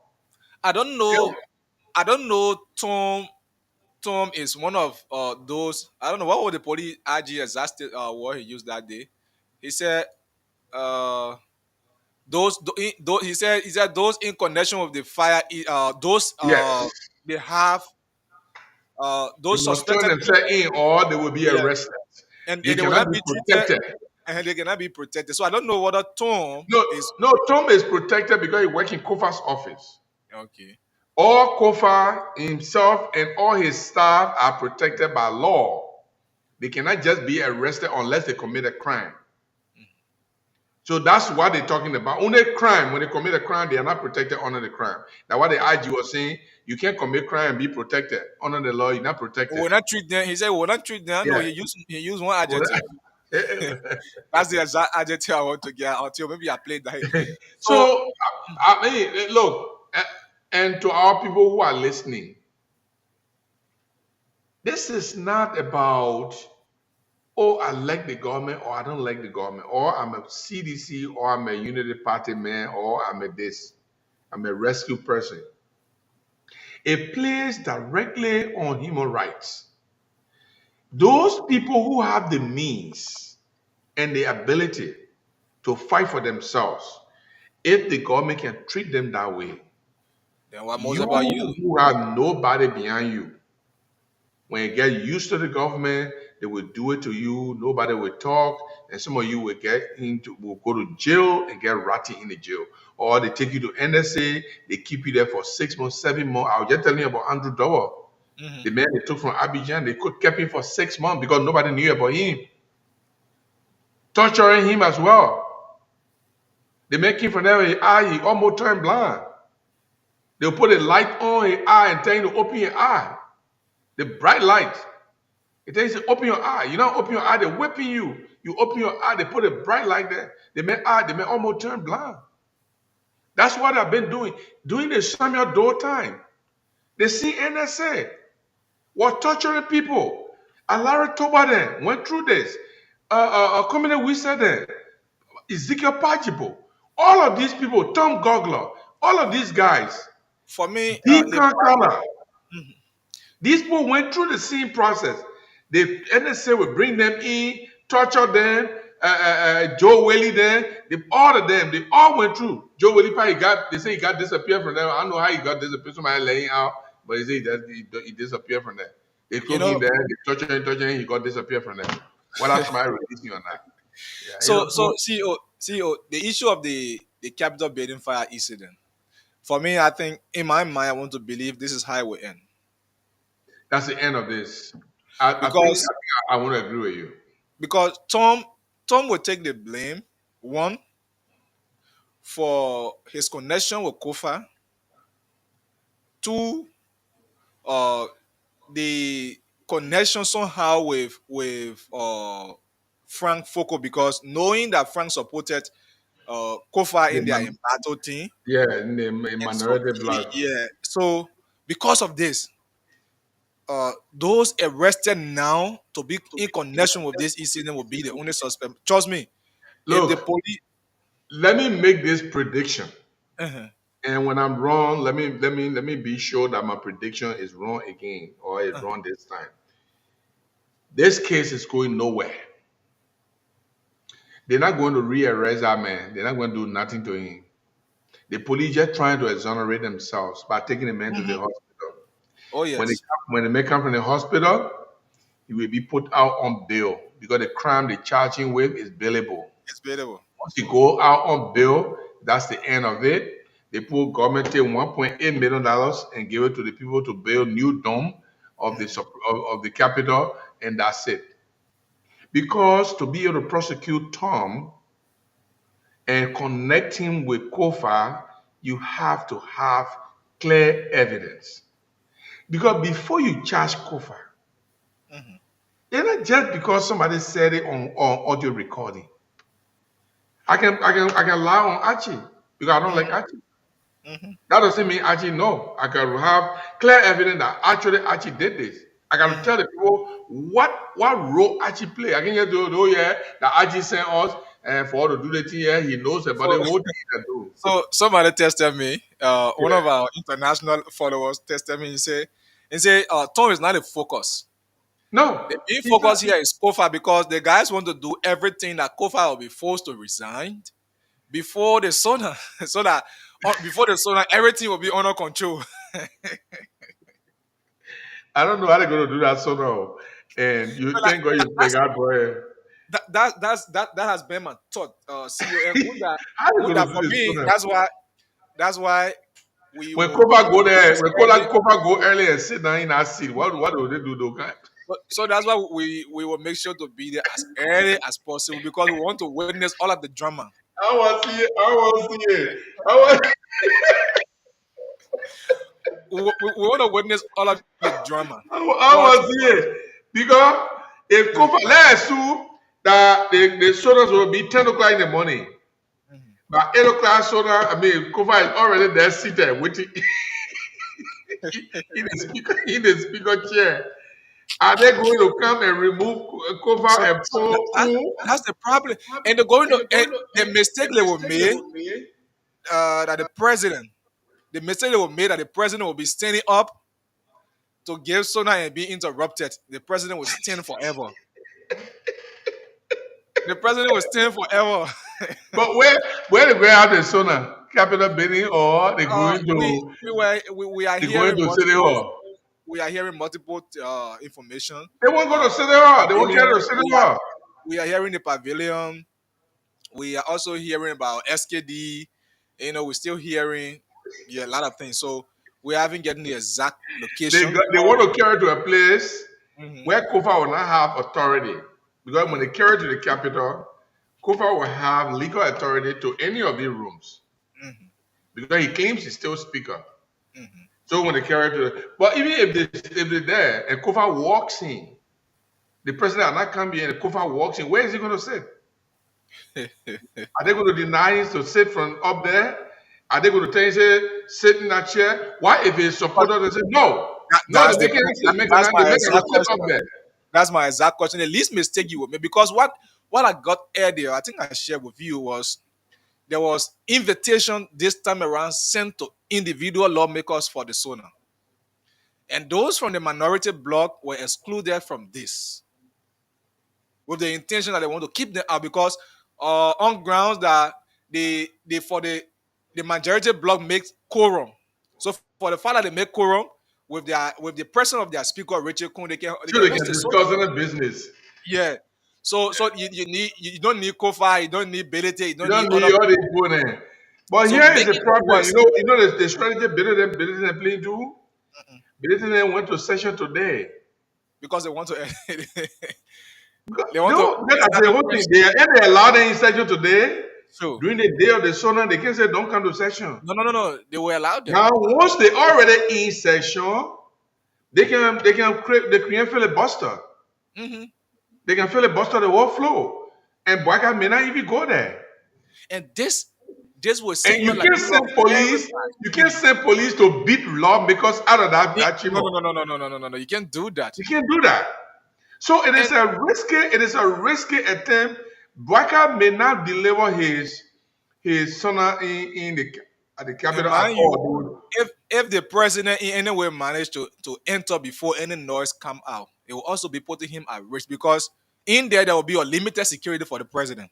There'll be limited security. Even if there's Because a maximum security, what you do to the lawmaker? They post standing over there yelling. The president can speak in the noise. and the worst part of it is that you will have international partners Journalists will be there. The from U.S. across Embassy, European Union, the country. African Union, Mm. all mail country team. All of these people will be there. Diplomats will be there. Cabinet ministers will be there. The lawmakers will be there. And when you're talking, Yeke Kone say, no, we can't. The No, cover will sit down we up can't. there. You see, because they will not even sit on one place, they will sit on different places. Why you Different looking place. for another person stands on, another person stands on, another person stands on? Then the whole place is chaotic. What would Waka do? Will he order the police to take everybody from there and kill them also? That's the He will problem. not. So this is and that's why I think you have a point there that it looks like they are trying to neutralize Kofa, Kofa. Mm. trying to neutralize the minority, trying to spam fear in your heart. Spam fear that, oh, I may be arrested, oh, they might do this to me, or they coming to charge me, or but Kofa is a lawyer. Kofa is not afraid. Kofa know what is a crime, what is not a crime. He know how you got to get the preponderance of evidence for you to be able to So prosecute him. It is unfortunate. I think we need to take call on this. I don't even know what to do. so let's see. Yeah, call us up. They've been calling I know. 07779079007. The WhatsApp number +231 888 5777750. You can call us. Those of you following internationally can call on the WhatsApp line, and you will also be brought live. 777907907. The lines are now open. Call to make your point. This is what we are saying. Let's get this person first on the line from the WhatsApp line. Good morning. Okay, what? Welcome, Michael. Yeah, thank you, Archie. I think the first point I want to make is that Waka first project, according to him, was to sign the War Crimes Code. One of the first major projects. Are you getting in, see you? Was to sign the Yes. War Crimes Code, the War Crimes Code, the VCC. But according to Tom's confession, Waka has hired people like former General Botneke, Siafa Normal, and most of the ex-rebels are with the NSA there, and they are torturing people. The NSA reports directly to the president. So those are hired from the NSA, they are hired by the president. They are working directly for the president. So is Waka calling for war crimes code at the same time using rebels to be committing ex-rebels to be committing heinous crimes in the Liberian society? Let me tell you, the greatest thing about the whole NSA operation in Liberia is just about opposition. It's not about external threat. It's not about anything else. You check the history of most of the government over the years, the NSA has always targeted oppositions. You check the CDC government, the same thing. You check the United Party previous government, the same thing. No government, chartered government. The NSA has been ready. What the external threat we have in our country? No major external threat. All the millions of dollars they can put in NSA, they take it from the central bank, they put it in bag. They either carry it to the president hall, the other want to share among themselves. But the point is, if Waka is honest, he's calling for war crime school. Why is he working with ex-rebels and they are causing heinous crime? Another thing, the last point, in a democracy as a government, you are not allowed to do everything. And one of the things you are not allowed to do is to inflict pain on your people. You are not allowed to cause, to commit genocide in your country. These things are against international laws. Waka is violating some of these laws, and I think he himself will have to go to war crime school too, because gross human rights violation is not about our local laws. It's about international laws. Our local laws may not address some of these things, but international laws can address some of these things. Okay. If Waka is using ex-rebels to be committing some of these gross human rights violations against our people, torturing them, waterboarding them, massing them, it is troubling for our society. Very troubling. Okay. I just thought to chip in with these 2 points. Thank you. Thank you. I'm following you. Thank you. Let's get this person. Good morning. Yeah. Good morning, boy. Good morning, sir. What is your name and where you call from? Well, this is so man, my baby. And people to talk for now. Okay, go ahead. Yeah, you know, your CEO really want this season to survive. And you have entity like this that you will make people to love and keep because of how he conducts himself. Okay. You know, I'm not saying that he will never go wrong or fall short. But you know, something try to balance the narrative. Okay. And see, and one thing I get up on this minority group is just like you and your wife have fought. All right, the woman said, well, I will let it go. All right, excuse me, you're going to your bedroom. And see, I know this is a tactic this guy want to apply. But I don't want, I'm praying that way indeed there will be the that a lot of things they have. Okay. I want to say thank you, Mr. Jeru Gibson. Yeah, Gibson Jeru. All right. Thank you very much. Okay. Your analysis really touched me this morning. Thank you. You're welcome. Thank you. 077907907 0777907 887-111-107. Good morning. Good morning. Yeah, good morning. Good morning. What is your name and where you call from? My name is Prince Roto calling from TSAU. Go ahead. Yeah, well, really, on my Monday morning, and though I actually I'm a regular follower of the show, although I get all of the time, but I follow it every morning. You know, JB want to President Boga want to disgrace himself. He really want to disgrace himself. So if he really want to have peace on our corner, he needs to call those lawmakers and reach peace with them, or else he will really disgrace himself before the international community. Thank you. Thank you. Good morning. Yeah, good morning. I'm calling from Johnsonville. Samusa is my name. Go ahead. Yeah, I want to say thank you for seeing you this morning. You know, see, let me tell you, they got somebody that they get play that they can pull you. They put B, you can see man on you. Yeah, I want to tell you that. Internal administration, they put somewhere, Moses Blatter in my track. They beat them. The Bible in there until they die today. So they can put you somewhere to beat you. No man can live on you, but the Bible in you. Okay. Yeah, so I just want to tell you that. Thank you. Yeah. 777-907-907 887-111-107. The female line 778-075616. Our WhatsApp line plus 231-888-577-7750. We get this. Oh God, we dropped this caller. You can call us back. Call us back. Let's get to the phone line. Wow, all of the lines are blinking. Let's get the female line first. Good morning. Good morning, Ashley, and good morning to the Good morning, Rosetta. Go ahead. Yeah, exactly.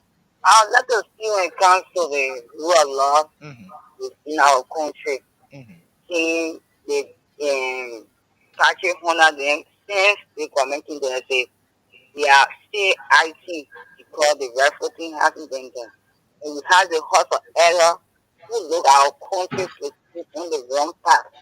The 30 senators that were elected by the people now is only now.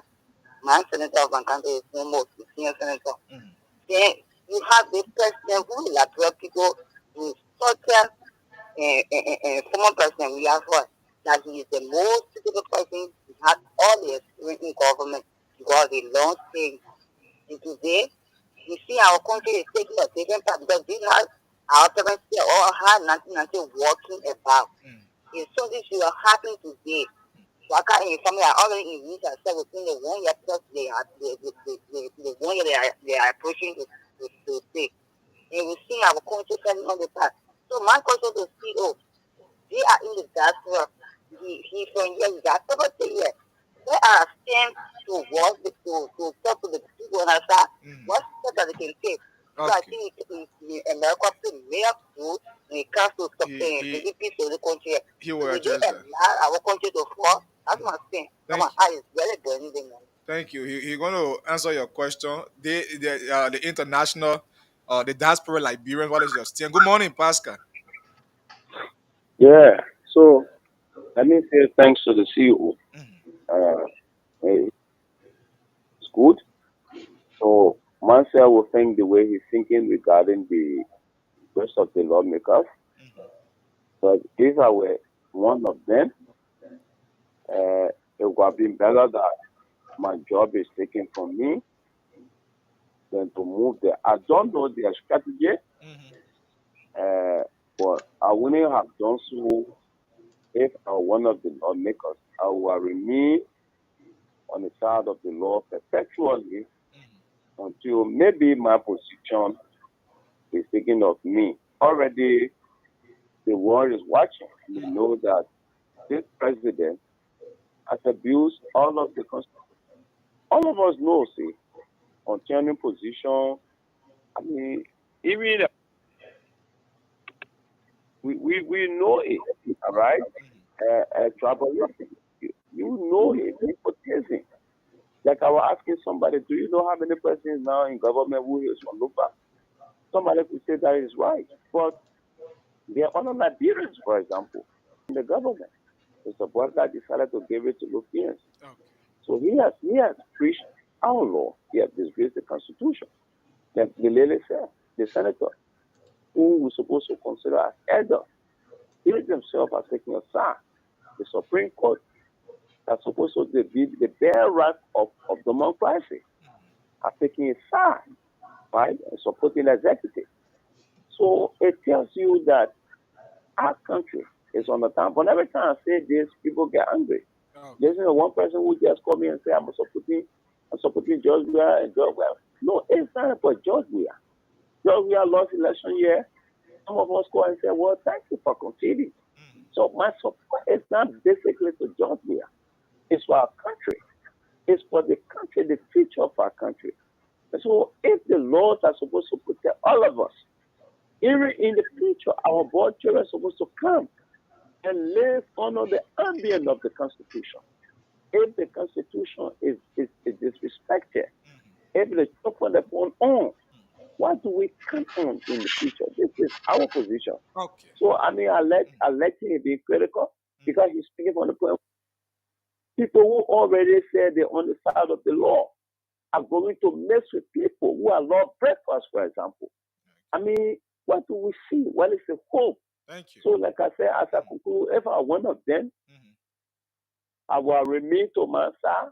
Even if I will have to lose that job, which all of us will know that I'll be taking away from Putley, I will be on the side of history. But are they going, like I said, I don't know their strategy. And that will happen at the Sonan in the week to come. That's what I can say. But thank you. Good morning. Hello, good morning. Morning. What is your name and where you call from? Yeah, my name is Bobby Jose. Well, you gotta lower your radio because. Yeah. Thank you. Go ahead. Yeah, I wake up, I've been listening to you, and also. Hello. Okay, let's get this person. Good morning. Yes, good morning, Achi. Go ahead. What is your name and where you call from? Yeah, this is Winston Biande from Tugu Road. Go ahead, Winston. Yeah, thank you for your show this morning. I want to say a very big thank you to the guys from the other side, that is the minority bloc, for joining the police. Ever since we knew that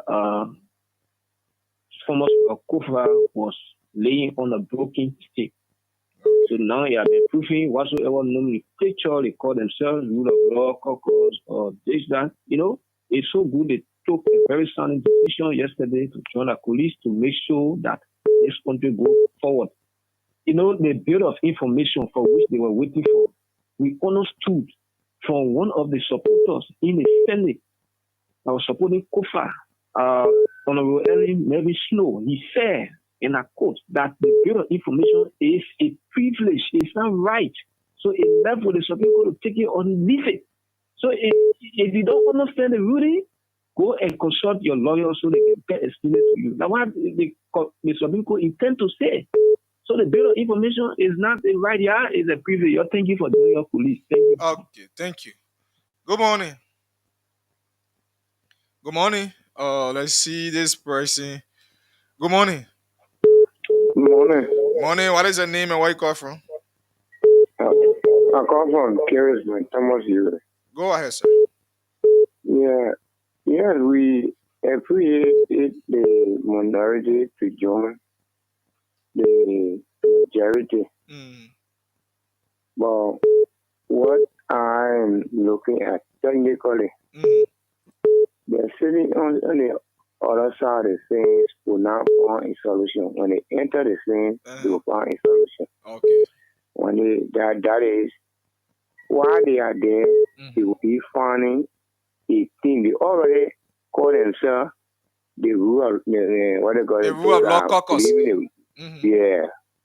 So that caucus will meet together and they can get a number that they want to move that man. They get only one case against him. One case against him.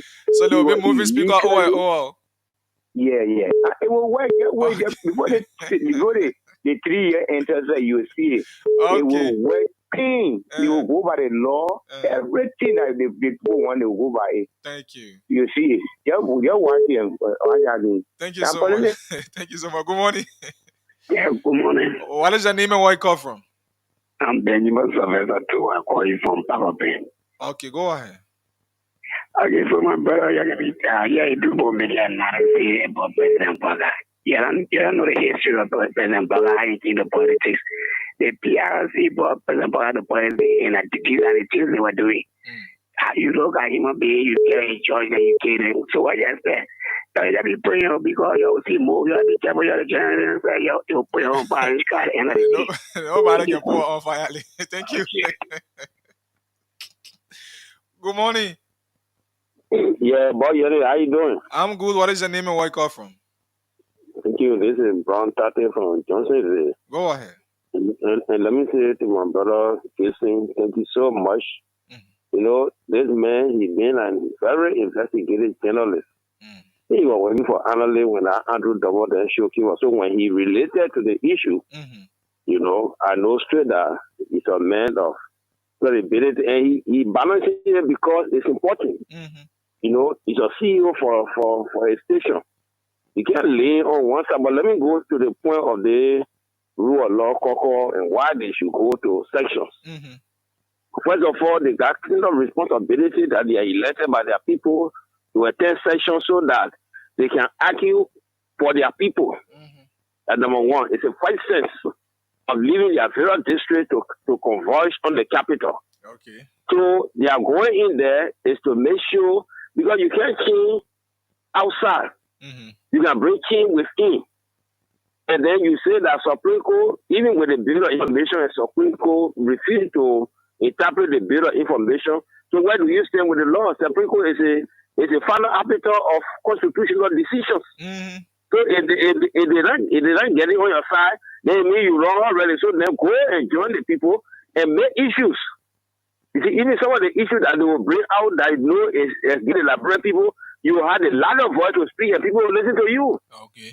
But you be holding on the side press conferences all day, nobody gets up for you, president. Other people they want it and done it. Okay. So I think I support them for going in that section. Thank you. Thank you so much. 7907907 777907907 887111107. The female line 778075616. And the WhatsApp line plus 23188577750. Let's get this person. Good morning, Joseph Tama. Brother Aji, good morning. Good morning and welcome. Thank you so much. I'm so sorry that I joined the program very late. I was getting way back sleep. Okay. But nevertheless, it's a pleasure being on your platform this morning. Let me appreciate your CEO. I listened to him before you started taking colors. Thank you, CEO, for your brilliant analysis and your passes through your observation, through your experiences. Thank you so much. And let me appreciate the caucus lawmakers who are decided. The rule of law caucus. The rule of law caucus who are decided to join their colleagues to foster the development and the progress of the arrest agenda. Let me say thank you to them so much. Okay. But whatever motive they will have, they have to say yes, they are going to generate numbers to remove Richard Kuhn. Let me say to them if they are listening, that plan will be aborted. That plan will be aborted. One Richard Kuhn can work that people will be aborted. No, that plan will be aborted, brother. Okay. Richard Kuhn is special.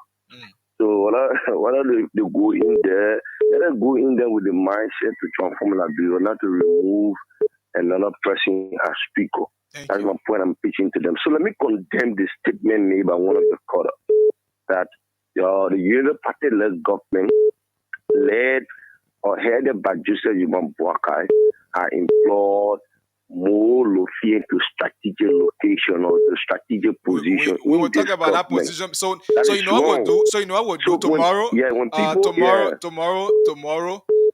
Is the CEO and myself work. We're going to find everybody in government, the ministers in the county. Then tomorrow will come. So tomorrow we'll talk about that. Thank you. That would be great. Thank you. Tomorrow we'll do that. Good morning. Good morning. Morning. What is your name and where you call from? My name is Fourier. I'm calling from District 6. District 6. Yeah. Go ahead. My brother, that player you guys are fighting for la position, speaker position. They adjust in their own interest. Let me just tell you. Today they will move for Natikoba and tomorrow Richard Nangbekon will also be removed. That play was not made for a particular person that we in Liberian people are just suffering because of our own self-gain so that they can benefit. And nothing else we Liberian people are going to get from all of it. Let me just tell you. The only thing will be prayerful so that they can be able to do our work. But they are not doing our work perfectly. Let me just tell you. Okay. Every year, every time when they don't want can place their people there, as now they notice that something going on that kind of a way, at the time they can come up with a strategy, then they say they come to vote against somebody to move them from there. When they move the person from there, when they go to it, they do the same thing. So what the beneficiary part that we Liberians will attain it? Let them look at their behavior, my brother. That thing will be on over and over. When you go look at the kind of thing that they did in our place, by burning the whole capital building. That Liberian people feeding it because the resources is supposed to be using it in terms of the country, but they are taking it just using it over and over on a kind of a strategy that they are using against you and myself. So my brother, I just call your show to say let's just pray to God, yeah. These people they not make good for all. Thank you. Thank you so much. Good morning. Yeah. Now you please lower the radio. I heard somebody saying that it will be hard, yeah. But you know what's gonna happen, ID? This is what's gonna happen. Government will use money on the people, and that means that we will not get what we want. They will be using money. But that group that gone there, so that group will always put them on the pressure. Meaning that They will always be looking for the number until they get a number. Before the 3 years that they will get a number, that man will move. Okay. No, Thank you. they So good morning. No, Good morning. What is your name? I'm Jim S. Boga, calling from Boston. Boston. Go ahead. Yeah, thank you for the second discussion. See, the man just want to embarrass we that put them in power. Okay. Okay, now they will generate a fund again to renovate that capital building. They shouldn't allow them to go to city hall. They should have sit there and carry on their law to destroy everything that what the fuck how to take off from the people. Then see, they are there touching another person that are far off from it. I don't know what will happen to our lawmaker. Try to carry us backward. That what they are fighting for. Thank you. Thank you so much.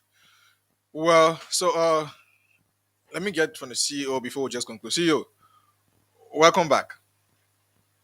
You are muted. You are muted. I like the diversity in the opinions of the callers, and that's what make this station. We allow everybody to express themselves. You don't have to speak like us.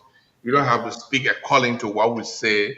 You don't have to see it from our perspective. You can see it from your own perspective. The reason for the discussion is to make an informed decision. When people get to understand what is happening and understanding both sides, not just one side.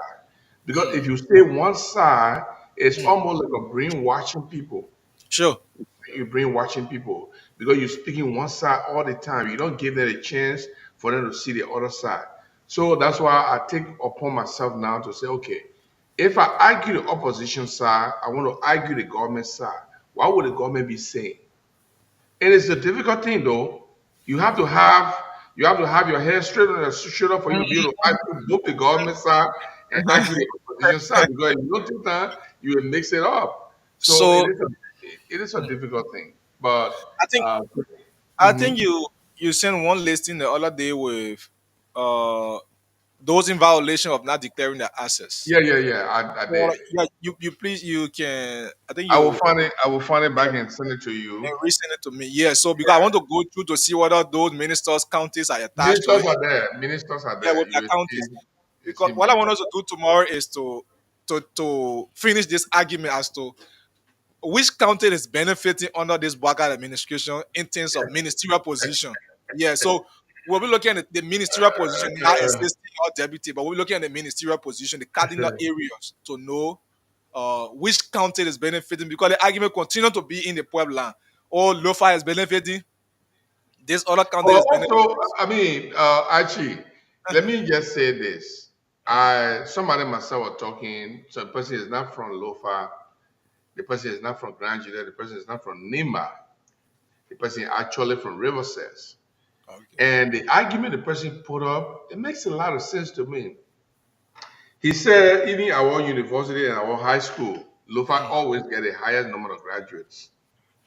If you look at education in Liberia, the Lufa people, they are educated because and they have different tribes. They got Kisi people there who are educated. They got Loma people there who are educated. They got Bele people there who are educated. They got Pele people there who are educated. Some Mende people inside, not Mende, but Mandi people in that place who live also part of Lofa who are educated.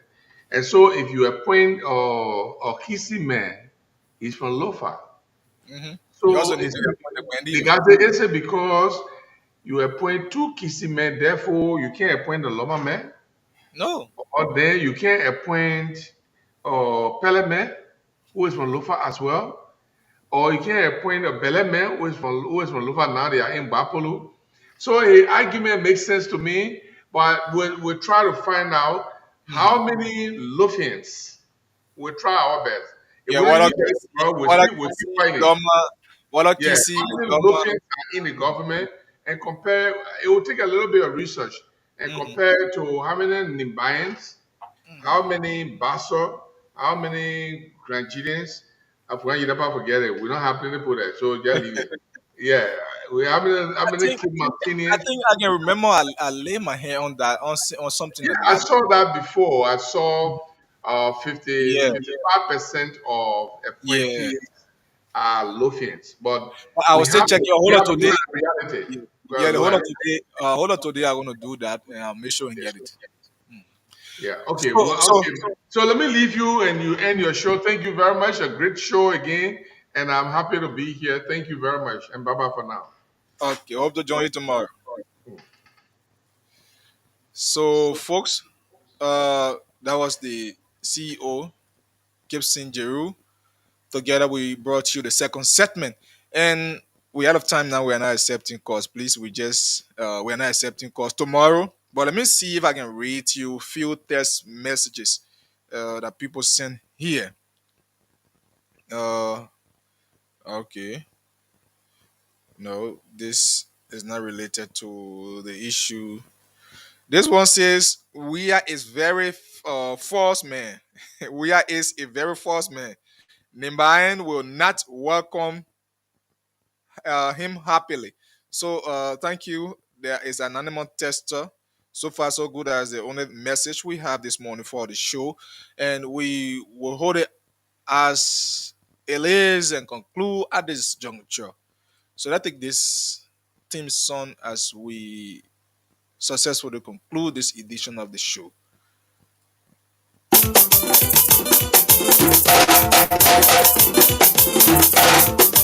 So again, let me say many thanks to all of you for the listening role you play. Thanks for kindly participating on the show this morning.